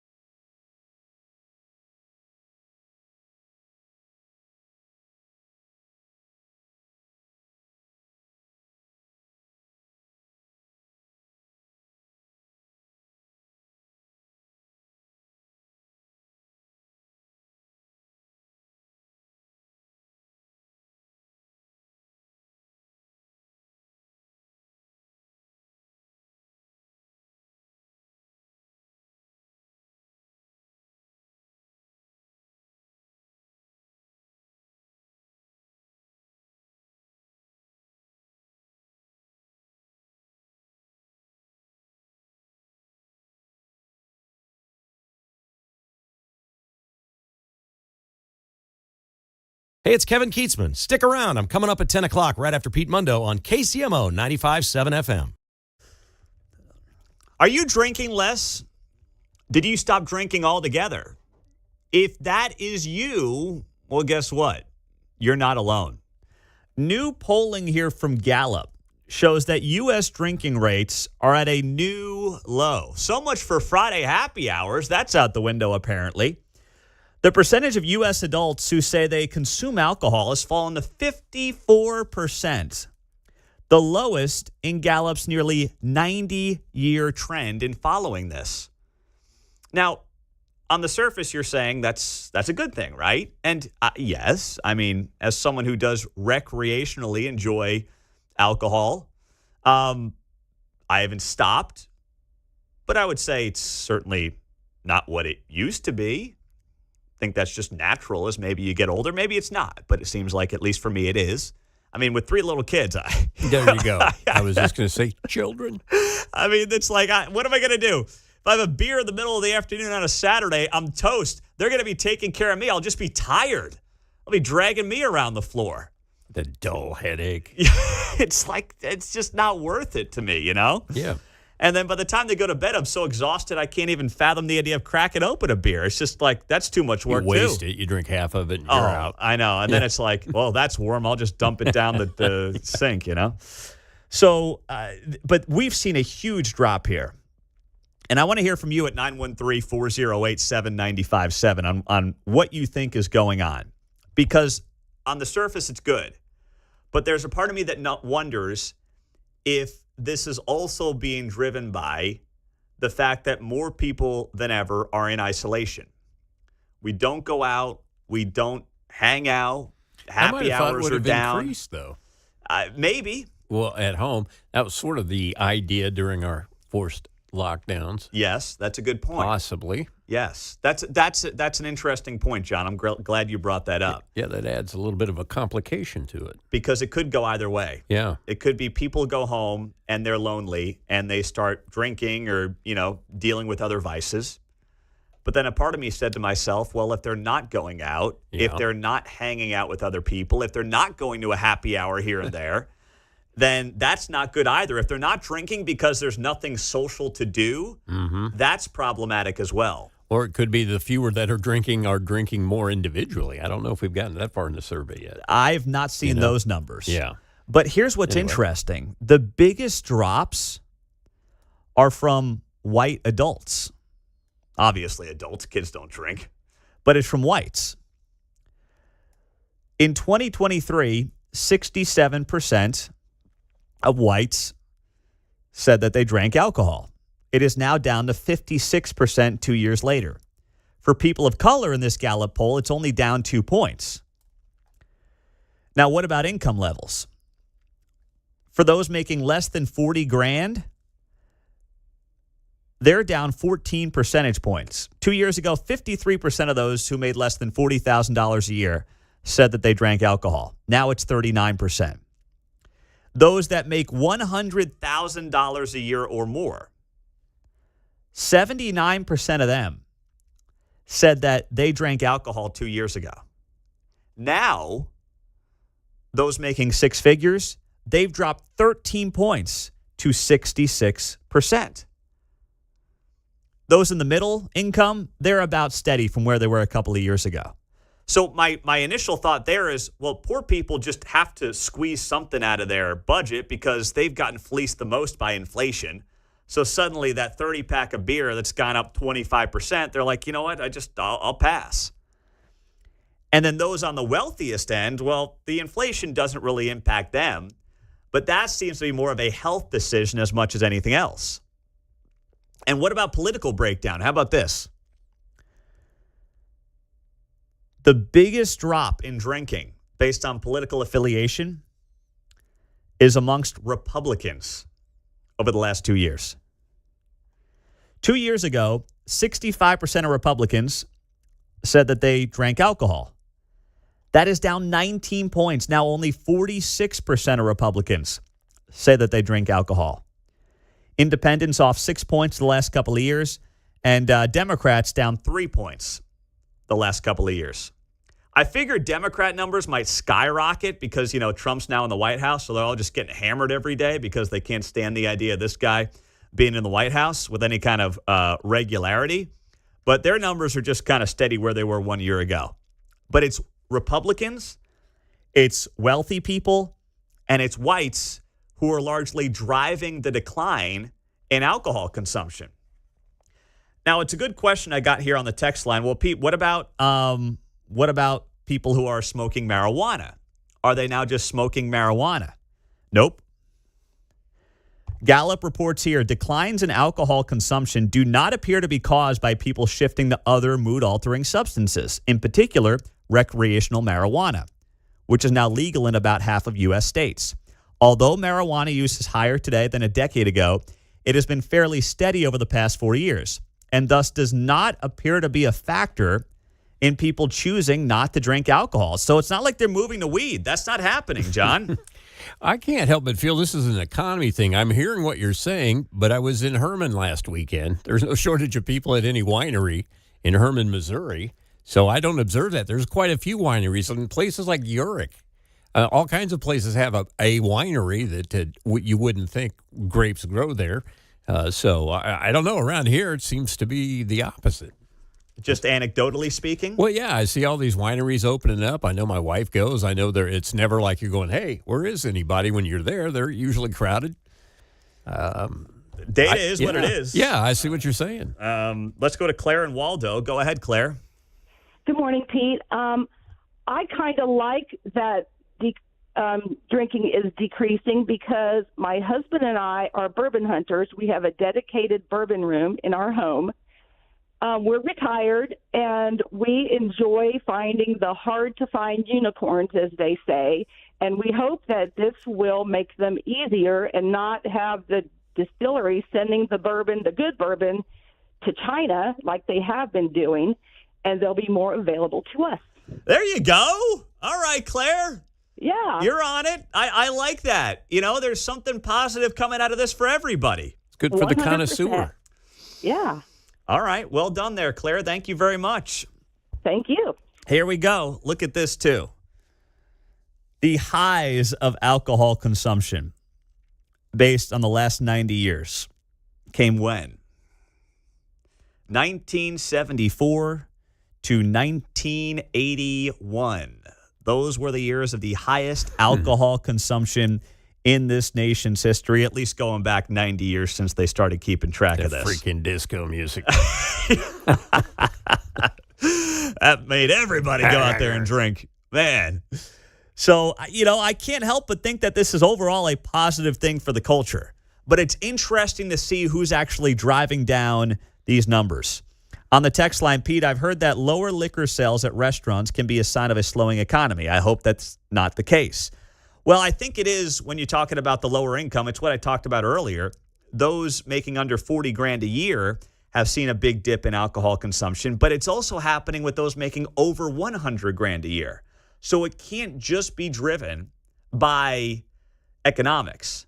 That being said, the amount of money that restaurants are charging for liquor these days is sick. I'm sorry, but when you got places saying $18, $20 for a drink, I know they got to make it up. I know that they've got to be able to figure out how to profit in a very difficult time for the restaurant industry. That's absolutely true. I mean, the food prices keep going up. But I'm at the point where just out of basically just to protect myself, I'm not spending $18 a drink. It's sick, man. It's crazy what these restaurants are trying to get away with for liquor. Sure. It's out of control. Ballpark beer prices. Yeah. Same kind of thing. Yep. Same kind of thing. It's easy for me. I just walk in and say, what year of Dr. Pepper do you have on tap here? This is a good one, sir. It's from July. Oh, my goodness. Coming up, we'll get to buy, sell, hold. 3 questions as we take you till 9 o'clock. Our feature Friday guest is Missouri Congressman Mark Alford. Has he commented yet on the potential redistricting and what that means for him if it happens in Missouri? We'll get to that in the news of the day coming up at KCMO.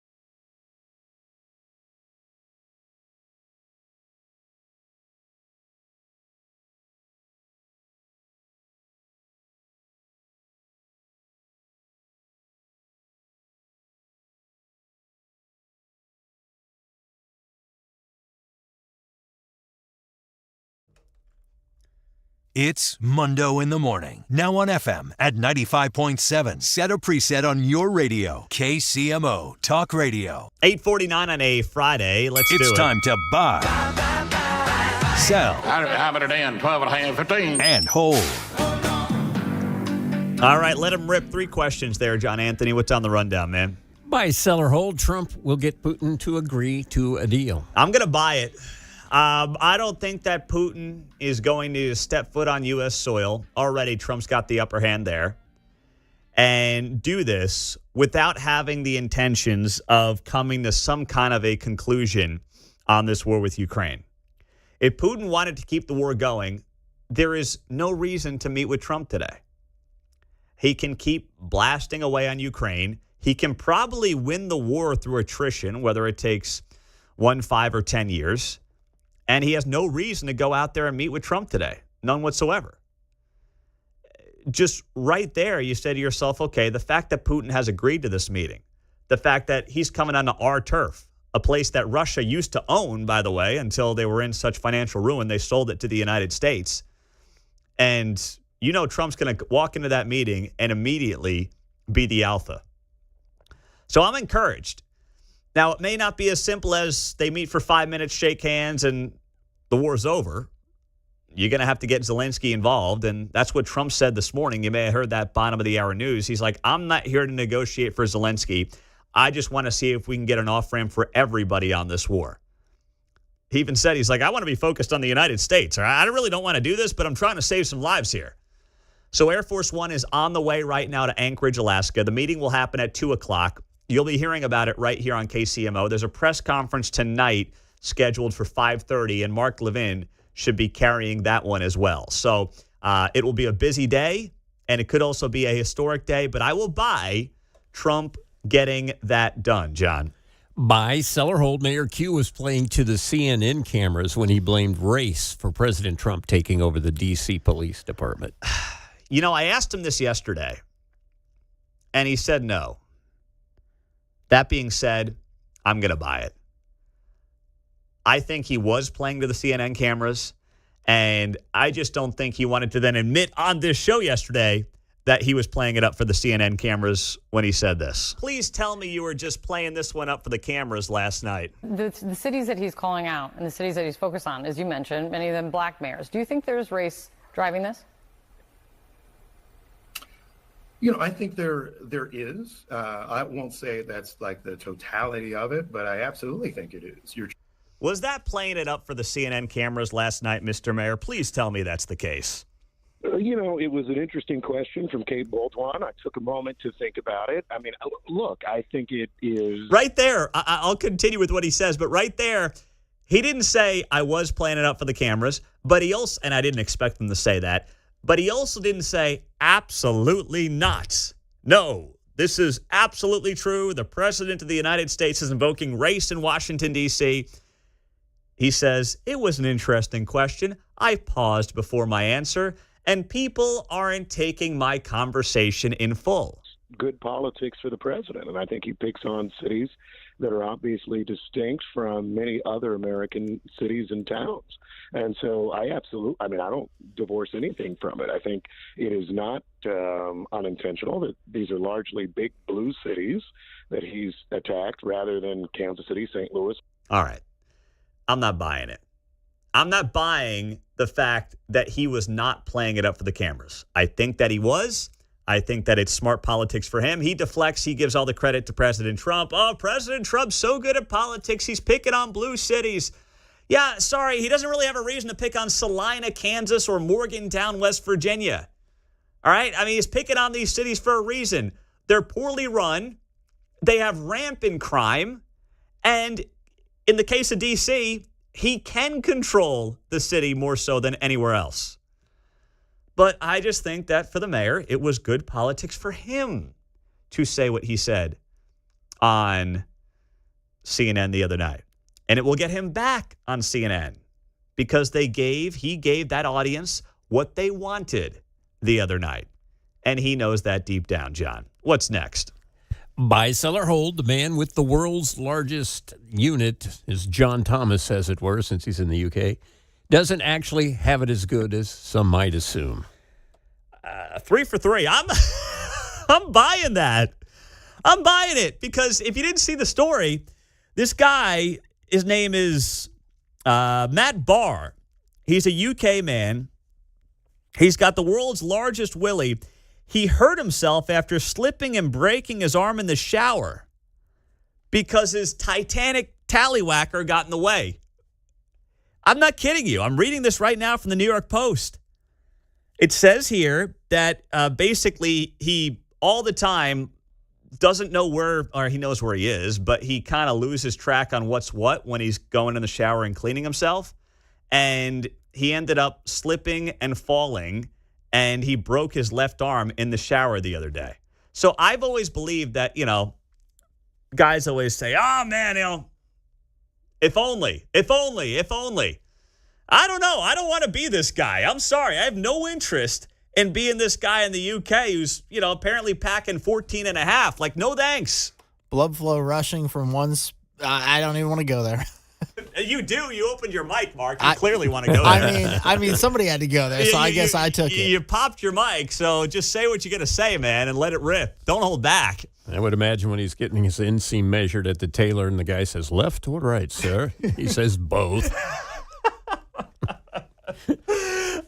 You got to be smart and take a bath and not a shower if you're that guy. Yeah, but just sit down. Yeah, who wants to take a bath though? I know that's. I mean, come on. What straight guy wants to take a bath? I mean, you got to do what you got to do when you're that guy. I mean, I guess if it's that or breaking your arm, I'll take a bath. To your point, Mark. But I mean, what a waste of time. You want to sit there and take a bath? Oh my gosh. Even my kids don't want to take baths anymore. The older two at 6 and 4 are done with baths. They want to hop in the shower. I'm okay. My rapid blinking is just trying to get all these mental pictures out of my mind that I'm creating right now. It's the funny part, he's just like some random guy. He looks like some random ugly British dude. It's amazing. I mean, go figure. I don't know what to make of that, but he's got a broken arm. So whatever. Do with that what you want. Okay, now I got to transition this to introducing Mark Alford. How do I do that? Well, he's... the broken arm, maybe you could teach it to write, sign his name or something that would fill in as a substitute. Oh, man. Well, he's known as the unit in the House of Congress. I don't know. What do I say here? He's a great guy. He may not come on here if we don't just shut up and move on. He's a good congressman. He's a great guy. He'll be in studio. Mark Alford is coming up next.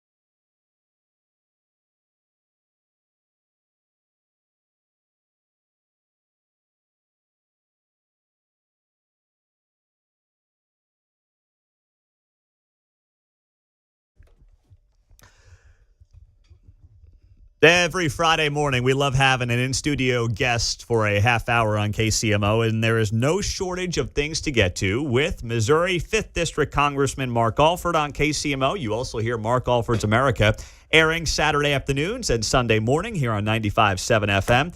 How are you, my friend? Good to see you. Pete, so good to be with you here in studio. Looking forward to our conversations. A lot to talk about today. I just got back from the State Fair. Everything's good in Sedalia, the 4th Congressional District of the great state of Missouri. The farmers are doing great. We got a lot of wins through the One Big Beautiful Bill to help out our farmers and producers and to reform the SNAP program in America. That's right. That is your home. And I apologize. Yeah. We were just talking off air about the 5th Congressional District, so I introduced you out of the wrong district. I apologize for that. I didn't even hear that. Oh, you didn't? Okay. No. I thought you were doing the polite thing where you correct me without saying you're correcting me. I thought maybe it's a Freudian slip. I don't know. No, we'll get to that because obviously there's a lot of conversation around what these districts in Missouri might look like. But State Fair, of course, that is in your home district.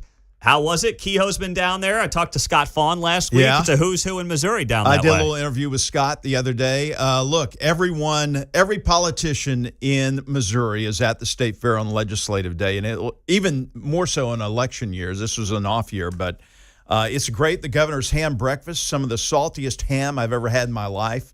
But you don't go there for the ham. You go there to support our governor, to hear what other legislators have to say. We had a big luncheon yesterday with Senator Hawley.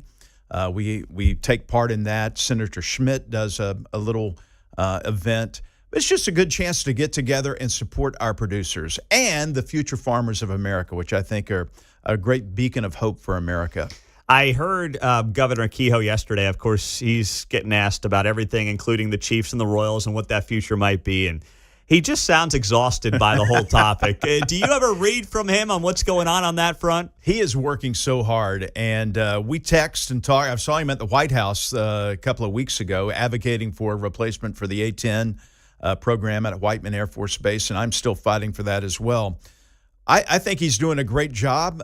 He's got a lot of people coming at him from different angles. He's trying to increase our foreign markets trade that we do, especially with our farming products.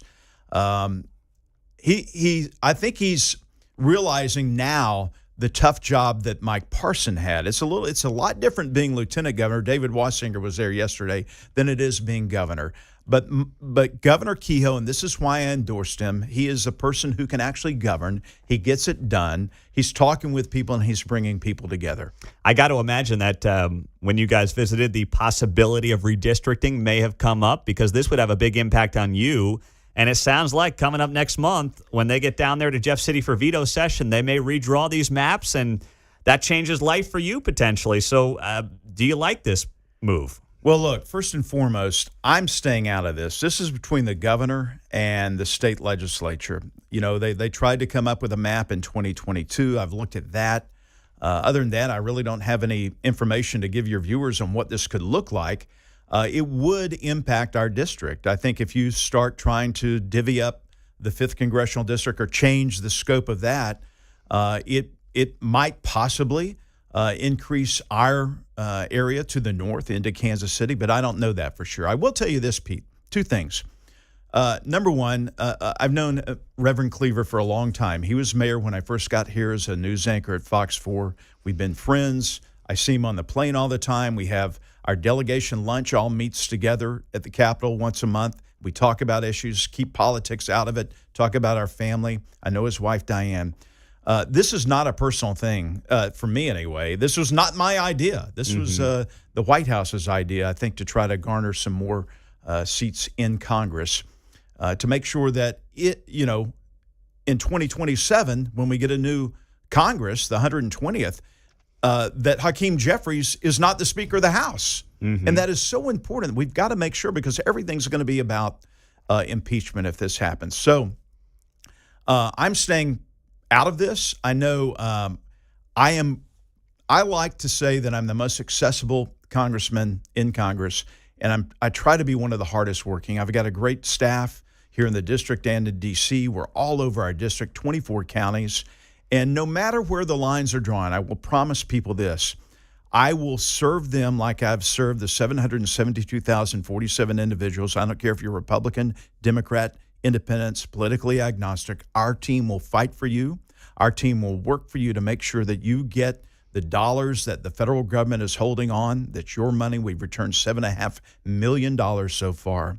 And once you're elected, you become the congressperson for that entire district. We are not going to agree on everything. There are people in my district now who don't like me. Yeah, but we've that's seen those okay. videos. And I'm going to be seeing them on our town hall tour in 2 weeks. We're doing 15 stops. I'm one of the few Congress members who are doing, Republicans anyway, doing town hall tours. But I want to hear what people have to say. Have you talked to Congressman Cleaver about this possibility? I have not. Okay. I want to talk to him in person, though. Okay. And I'm hoping to do that. I do want him to know, and if he's listening, this was not my idea, Reverend.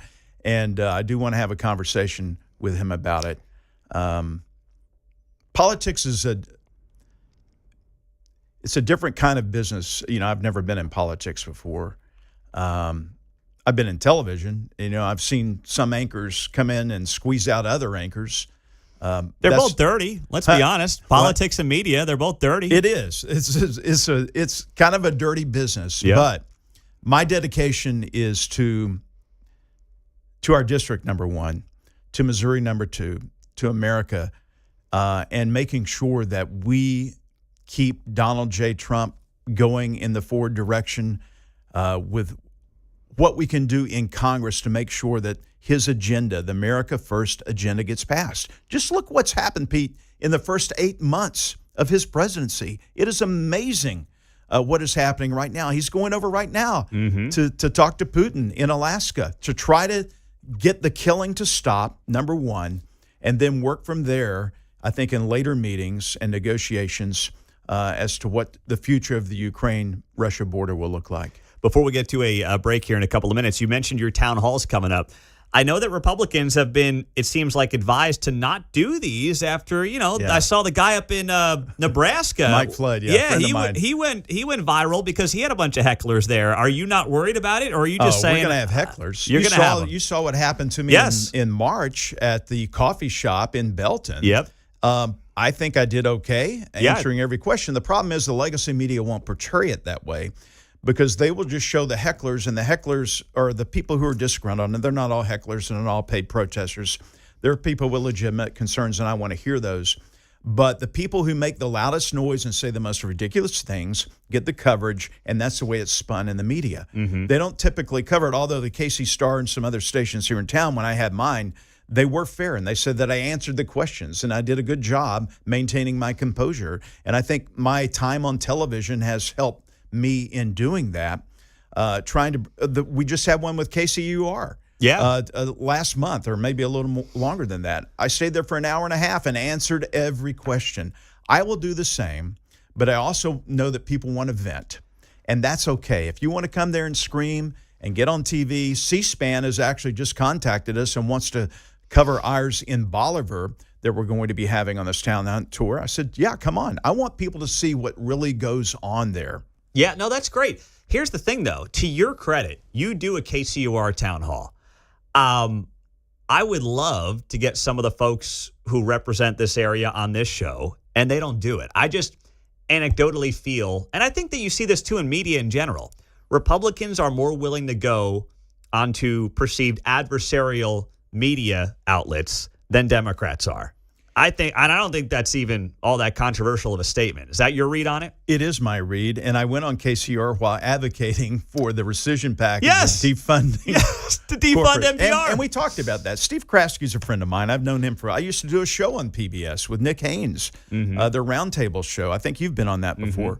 But look, I want to win people over. Yeah. I don't want to just preach to the people who are watching Fox News, OAN, RAV. I'm on those shows, but I want to be on CNN. I want to be on MSNBC. I want to be challenged because it helps me really clarify where I am on the issues and help communicate those more effectively.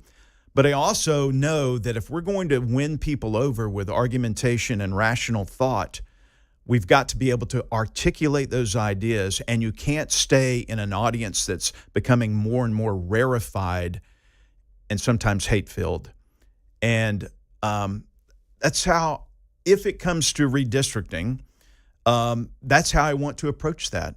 I want to be the congressman for everyone. I will uphold my conservative values, and I will continue to vote in a conservative manner.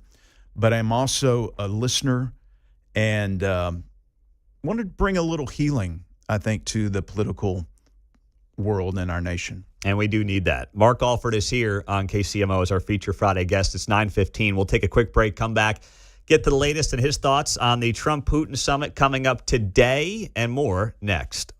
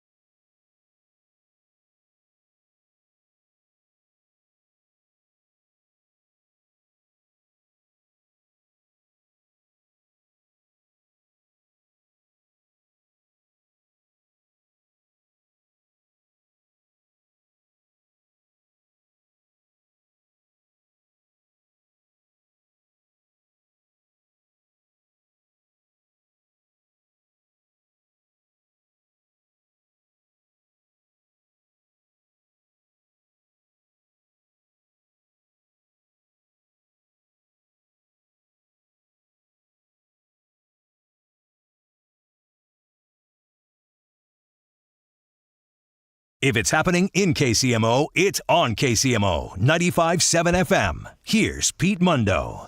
We are continuing in studio with Mark Alford, Missouri's 4th Congressional District on KCMO. You hear his show coming up tomorrow morning or tomorrow afternoon at 1 o'clock and then again on Sunday morning at 8:30. So, Congressman, let's just go to Air Force One. President Trump right now is on his way to Anchorage, Alaska to meet with President Putin. They will meet at 2 o'clock Central Time today, try to bring an end to the Russia-Ukraine war.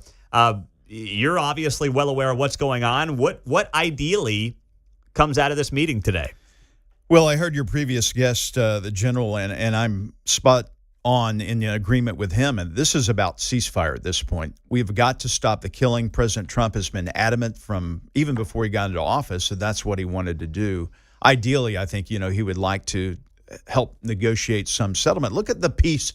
Who would have thought that President Trump would be the peacemaker? Yeah. What has he ended, like 7 or 8 wars now since he's been? And and that's not why he's doing this. It's not to just add another notch in his belt. The killing is ridiculous, and so he wants to bring an end to that. And so I think what's happened now is that the pressure exerted by President Trump on Vladimir Putin is unsustainable. Let me tell you why. The deal that he made with NATO about a month ago, saying that, hey, we are not going to invest any more U.S. taxpayer dollars for now. We've, invested like $300 billion, some of it unaccounted for. But we are going to sell NATO countries, which we have encouraged strongly to up their defense spending, use some of that money to buy armaments from us, Patriot missile batteries, ATACMS, other equipment. Then they will give that to Ukraine. Okay, so it's a win-win for America. We're building more munitions. We are resupplying our older munitions and giving them the older ones, selling European countries. I just got back from Greece and Italy, and they're very much involved, meeting with NATO partners there on this. Then they are going to supply Ukraine with this. So Putin knows this is coming, right? Mm-hmm. He knows that there is going to be an increase in armaments that will go into longer range strike capabilities than what they have right now. So that's one thing. I think there's also economic pressure on Putin that he has not felt heretofore. The sanctions that President Trump has threatened, I mean, they have them already written out. I think Scott Bessent has them ready to present to him today should this go south. But also, Joe Biden let the Nord Stream 2 pipeline go through where Russia is selling natural gas to Europe, and they're using that to fund this war. When we were over in Greece last week, we met with some folks there in the embassy, and in the northern part of Greece is a town called Thessaloniki. For Thessalonians, Thessalonica it used to be called. That's where we get the book in the Bible, Thessalonians. But they are building a system there now. We are going to transport our LNG to the ports there, and they're building a pipeline north, a vertical pipeline to Europe, and the northern Europe, central and northern, and that will help supplant and take away some of that money that's funding the war. So Putin is on the ropes here. I think he's at the point where he is going to make a deal of some sort. He's going to want to keep eventually. I think Crimea, Obama pretty much gave that up in 2014 and did not do anything about the takeover then. The question now is the Donetsk region, Donbass. How much will Putin actually retain? Zelensky, he is going to face an election after this war is over, and he doesn't think he can win if any land is ceded to Vladimir Putin. So it's kind of a sticky wicket. If there's someone in America, though, who can get this done and bring these two sides together to end this, it's Donald Trump. And the president's saying that he'll know in 2 minutes if this was a waste of his time or not. As someone who's been in interactions with him, it does seem like he gets a read on the situation and the people very quickly. And it just seems like he also moves through things incredibly fast. I don't know if it's partially ADD or whatever it is, but he just keeps it moving. He knows what he's there for. He knows if he's going to be able to get something done. And if not, he's out. He's not going to waste his time. Is that your perception on this based on interactions with the president? I have never seen anyone who can read people the way that Donald Trump reads people.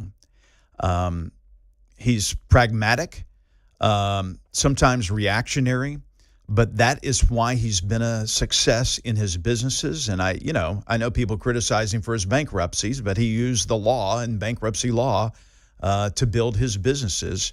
And now he's using every tool that we can, every arrow in his quiver to rebuild the U.S. economy that Joe Biden destroyed. And tariffs is one of them. And I know there's a lot of consternation over the tariffs right now, but look at I think it was $50 billion just last month that it brought in.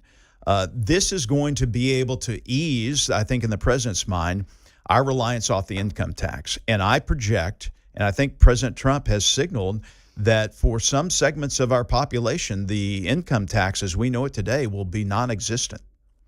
Sign me up for that. We got a couple of minutes here, and I know that you've got a big show planned. I just got it from one of your staffers.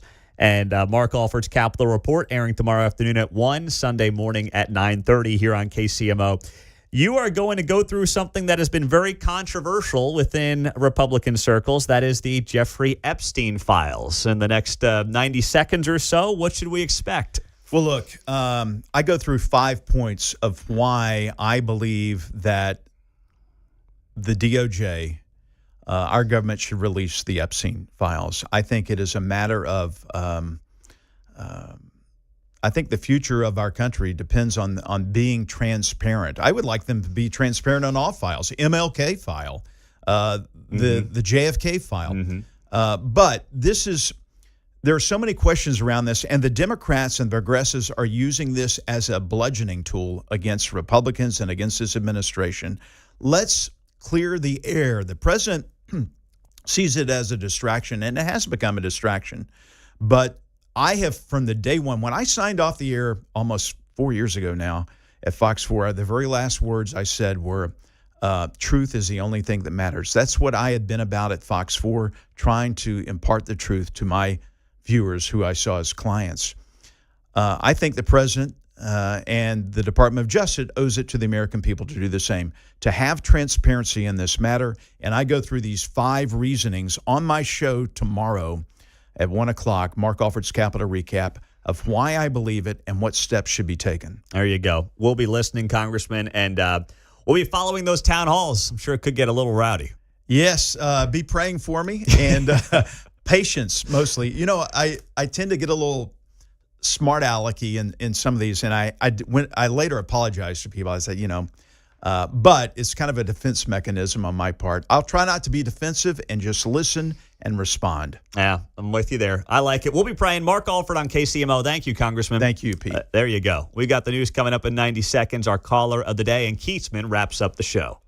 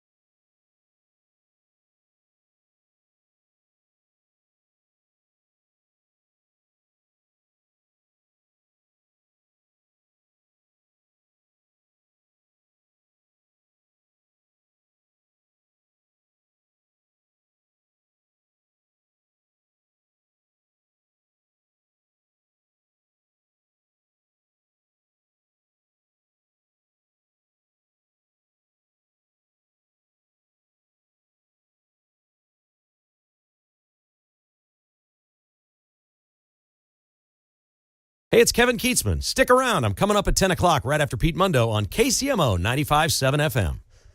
Caller of the day tied to a doozy of a story that, it's been going on for a while. But there was a new update yesterday after a Wyandotte County political candidate who's facing 2 felony charges appeared in court yesterday seeking to have her case dismissed. So Lisa Walker Yeager, who's on the November ballot for both an at-large seat on the Board of Public Utilities and the Unified Government Commissioner District 1 seat, which that in and of itself is beyond confusing to me. It's like, well, if I don't get elected for this, I'll get elected to that. I'm on the ballot for 2 different seats. That's quite a gig. Is charged with aggravated battery and unlawful use of a weapon. She is accused of shooting her contractor last October. She claims that she was defending herself and her daughter. Court testimony revealed the dispute began when the contractor billed Walker Yeager $410 for work on her home. She wrote a check for $350, leading to a $60 disagreement. Now, right away, unless we find out that the contractor basically said, I'll do it for $350, and then came ahead with a $410 bill, unless that happened, you hire a contractor, you agree to pay the contractor, unless there was some pre-agreed to price point that you worked out together. If not, you don't get to basically say, no, I'm only paying you $350. That's ridiculous. So cell phone video was taken by both the contractor and Walker Yeager's daughter. In the footage, the daughter repeatedly told the contractor to take the check. The contractor's video showed the check lodged in the daughter's hand in a way that exposed an extended middle finger. Wow, that's classy. She's a real beauty. The daughter testified that after the contractor took the check, he attacked her and she feared for her life. Walker Yeager testified that when she heard her daughter's muffled screams, she followed the contractor to his truck. She said that he appeared to reach for a gun, and then she opened fire 6 or 7 times. The contractor's mother testified her son was hit in the back. So this lady shoots a guy in the back, fires at him 6 or 7 times, and is claiming self-defense. I'm not a forensic detective, but that is a hard one for me to buy into, just reading the report here. But this whole story of a lady running for public office in 2 different positions in Wyandotte County is currently potentially facing a trial and legal ramifications for shooting a contractor in the back over a $60 dispute may be the most Wyandotte County story of all time. And here we go with our caller of the day. It's the Mundo in the Morning Caller of the Day on KCMO Talk Radio. Now on FM at 95.7. Steve in KCK. Go ahead, Steve. Pete, this is Crime County. I grew up over here. That act alone probably earned her 1,000 more votes. That's better than having a PhD in Wyandotte County. Jeez. Oh, man. So you think that this gives her, what, street credibility or something like that? Absolutely. She will be mayor, probably come running for mayor in the next 4 years or something. You know? Are you kidding me? Oh, my gosh. Don't give these local politicians any ideas, man. We got KCMO elections coming up here in a couple of years. They're going to be stealing from this Wyandotte County lady. Yeah, I'm a little sad. My guy, Phil Lopez, lost to a guy who was endorsed by the Kansas City Star. And, you know, he was endorsed by the Kansas City Star, told me everything I needed to know about comp. Anyway, that's my 2 cents. Thanks, Pete.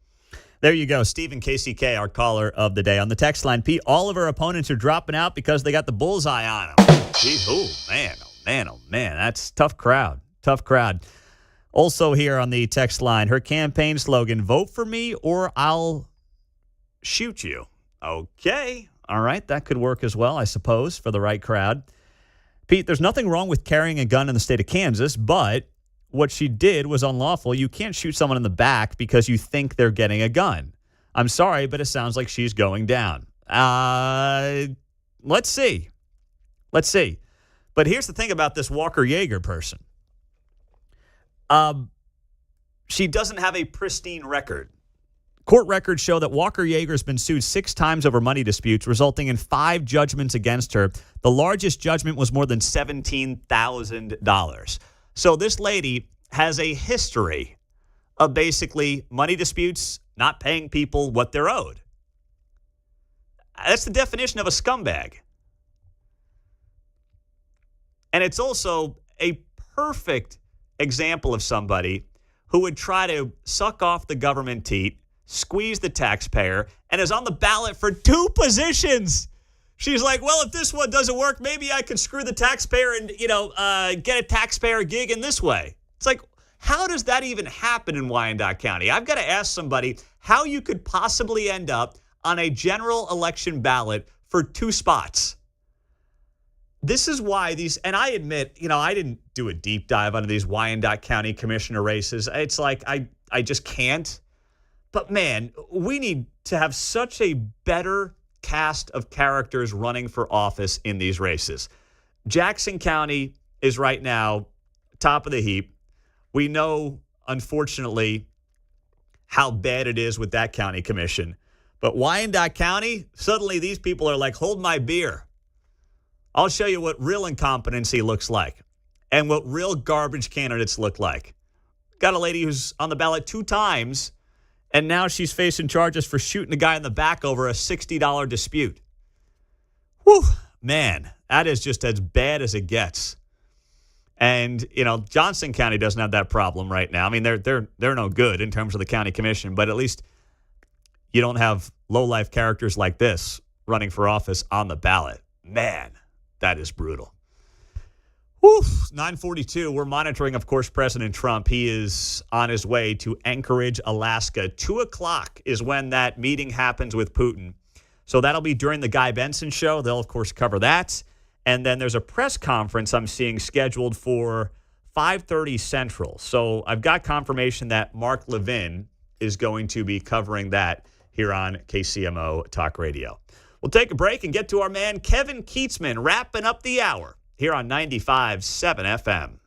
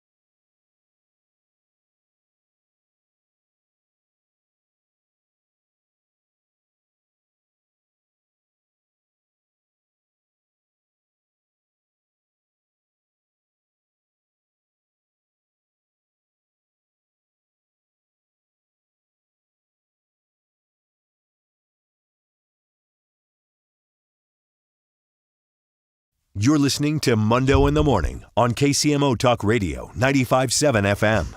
Kevin Keatsman wrapping up the week with us on 95.7 FM KCMO before Uncanceled coming up at 10. Fresh off the first dumping by a caller yesterday over Taylor Swift. So this is normally my favorite time of the week right here. 10 minutes with Pete Mundo, and the boys are going to be chiming in. We're going to have some laughs. But, man, I got to pay my salary back from yesterday for 30 minutes. That first 30 minutes Uncanceled yesterday, I was stealing money. It was just a great topic. And then the calls that came in were just outrageous. We had a lady called in and said Taylor Swift is, a satanic worshiper. And I'm like, we got it going. And then we had the dude in Colorado. I was pretty sure he dropped. It sounded like a click to me. Mark says he called back and said, I don't want Kevin to think I dropped. I'm in Colorado and it broke up. I'm like, it sounded like a drop. It sounded like a drop as a listener.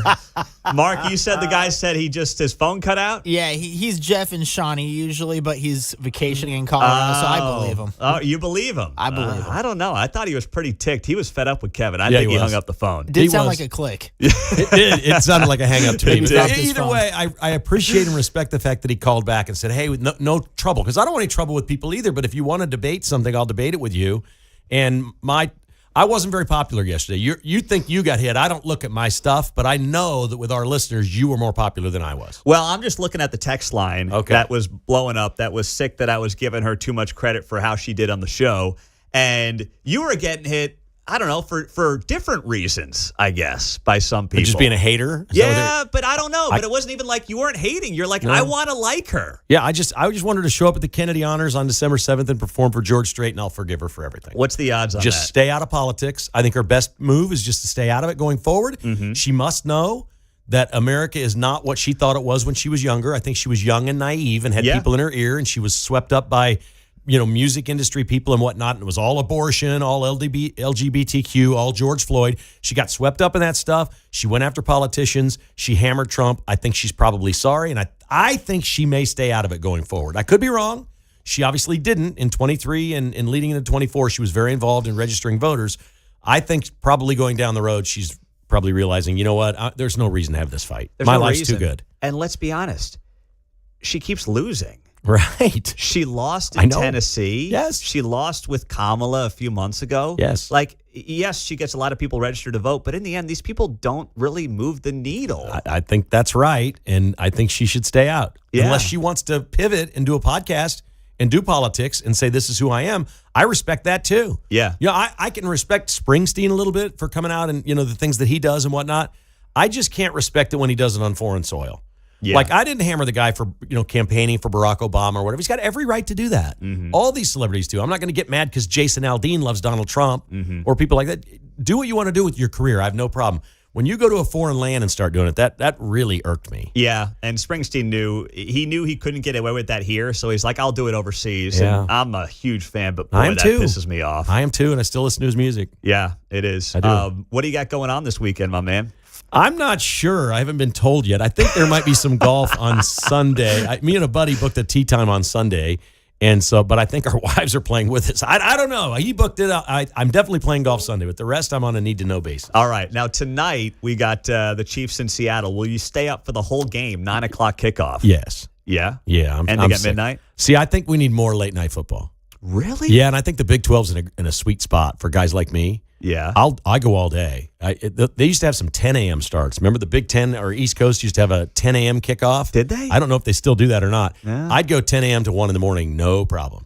You could do that. Well, I don't watch every second. I do other things during the day. Yeah. When I'm home, I'm not a big sleeper. Yeah. I have no trouble staying up late at night, but I would sleep later the next day. If I stay up till 12:30 or 1 watching, I used to love watching Arizona State, some of those wild Pac-12 games. Pac-12, Oh, my God, they were just crazy great games. Yep. I can't go to sleep watching that. Mm-hmm. I got $20 on this thing. Yeah. There's no sleeping.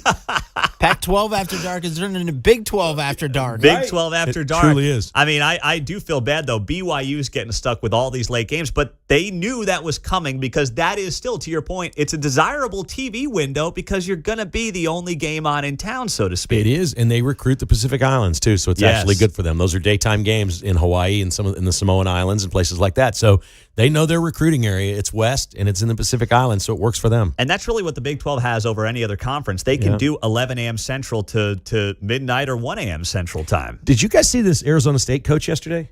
Kenny Dillingham. Yeah. He had a news conference like camp's over, the season's getting ready to start, the whole deal. They're Big 12 champs. Mm-hmm. And they're like, what's the deal with these tickets you're handing out to season ticket holders? He said, well, those are our best fans. We need them to bring others. They can't even come close to filling their stadium. They won the Big 12 title, played in the college football playoff, and they're going to have a half-empty stadium. It's going to be 110 degrees, and they're giving out 4 free tickets to every season ticket holder to find friends and bring them. That's the weird part about some of these Pac-12 teams in the Big 12. Yeah. Like, that would never happen in Manhattan, No. in Ames, No. in Stillwater. But Tempe and some of these places out west, they just don't care. Phoenix is weird, man. I spent a lot of time there. There's 5 million people there, and 90% of them are fans of other teams. A lot of transplants, right? Everybody came from somewhere. Yeah. Everybody came from somewhere. And so you may like Arizona State, but if you're from Pennsylvania, you like Penn State better. It's like, I'm not going to this game. I got to watch Penn State. You have your favorite. I went to Kansas State. I'll root for Arizona State. It's a fun little team. Great. But if K-State's playing, I'm not going to their game or watching their game. And the problem, too, I think they have is that's a very young alumni base. Yeah. It's one of those fast-growing, like UCF, fast-growing young school. Not a lot of guys who are in their 50s, 60s who can just go to a game on a Saturday necessarily. My son's married to a girl that grew up there and has never lived anywhere else, but her parents moved from Minneapolis. She's a Vikings fan. Oh, really? It was her household growing up. It never changes once you've grown up like that. Cardinals are okay, but she's a Vikings fan. And she likes the Diamondbacks better than Arizona State, where she went to school. You can't explain it. Go figure. Yeah, it's a weird town. Mark, what do you got for me, man? Well, that's why hockey didn't work there, too, because it's all a bunch of fans from other cities. Yeah, it was predicated on who the visiting team was. When the Blackhawks came, it was packed because there's so many people from Chicago. So many Chicagos. Yeah. Okay, so you're there. Big Kansas City presence, right? Huge. Big Midwest retiree spot. It's not really as much Florida as it is people going down that way. Correct. Yeah, and there's 2 pockets of it. The wealthy people are over in Scottsdale from Kansas City. There's a couple of golf clubs there that have like 100 members from Kansas City. And then Surprise, Arizona, where the Royals have trained. It is unbelievable over the course of how many years? 15, 20 years? The Royals been there 20 years? Mm-hmm. How many people have gone and visited out there and said, you know what, I could retire here. And they're buying houses and they're living in Surprise. It's just exploded. Surprise was this outpost, and now I don't know how big it's crazy. Every time I go there, if you're only gone for 6 months, you're like, wow, is this thing growing? Well, I love that's where that Frank drive. White wants to retire. He's got a place in Surprise. Well, October 1, Yeah, there it is. Day after the recall, he can call Hey, if you it want a to day. take your cars, Frank, you're going to have to drive. There's no flying this time. Well, here's the thing, too. I mean, there's a lot of flights, it looks like, out to Phoenix. Nonstop, 2 airlines. More so down there than going to Florida, because I've done that trip to see family. There's at least 15 a day nonstop. Really? Yeah, between Southwest and American. Wow. And they're cheap. And I like that dry heat, to be honest, more than all that humidity in Florida. Yeah, that dry heat right now today, I think, is 114.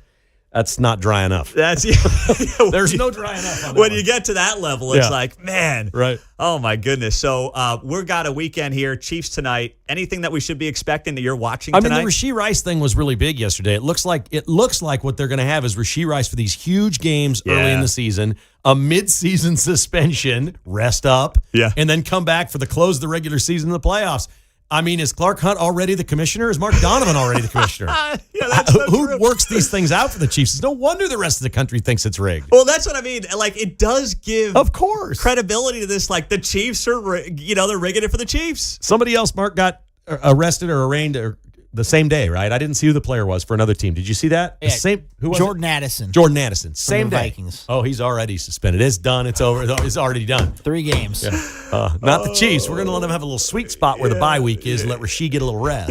Oh, my gosh. It just, I love it, but I do hate it because it gives the haters something to hate more. It's true. And did you see, well, I'm giving away a lot of stuff here. The Chiefs' value was ranked 16th in the NFL, $6.8 billion.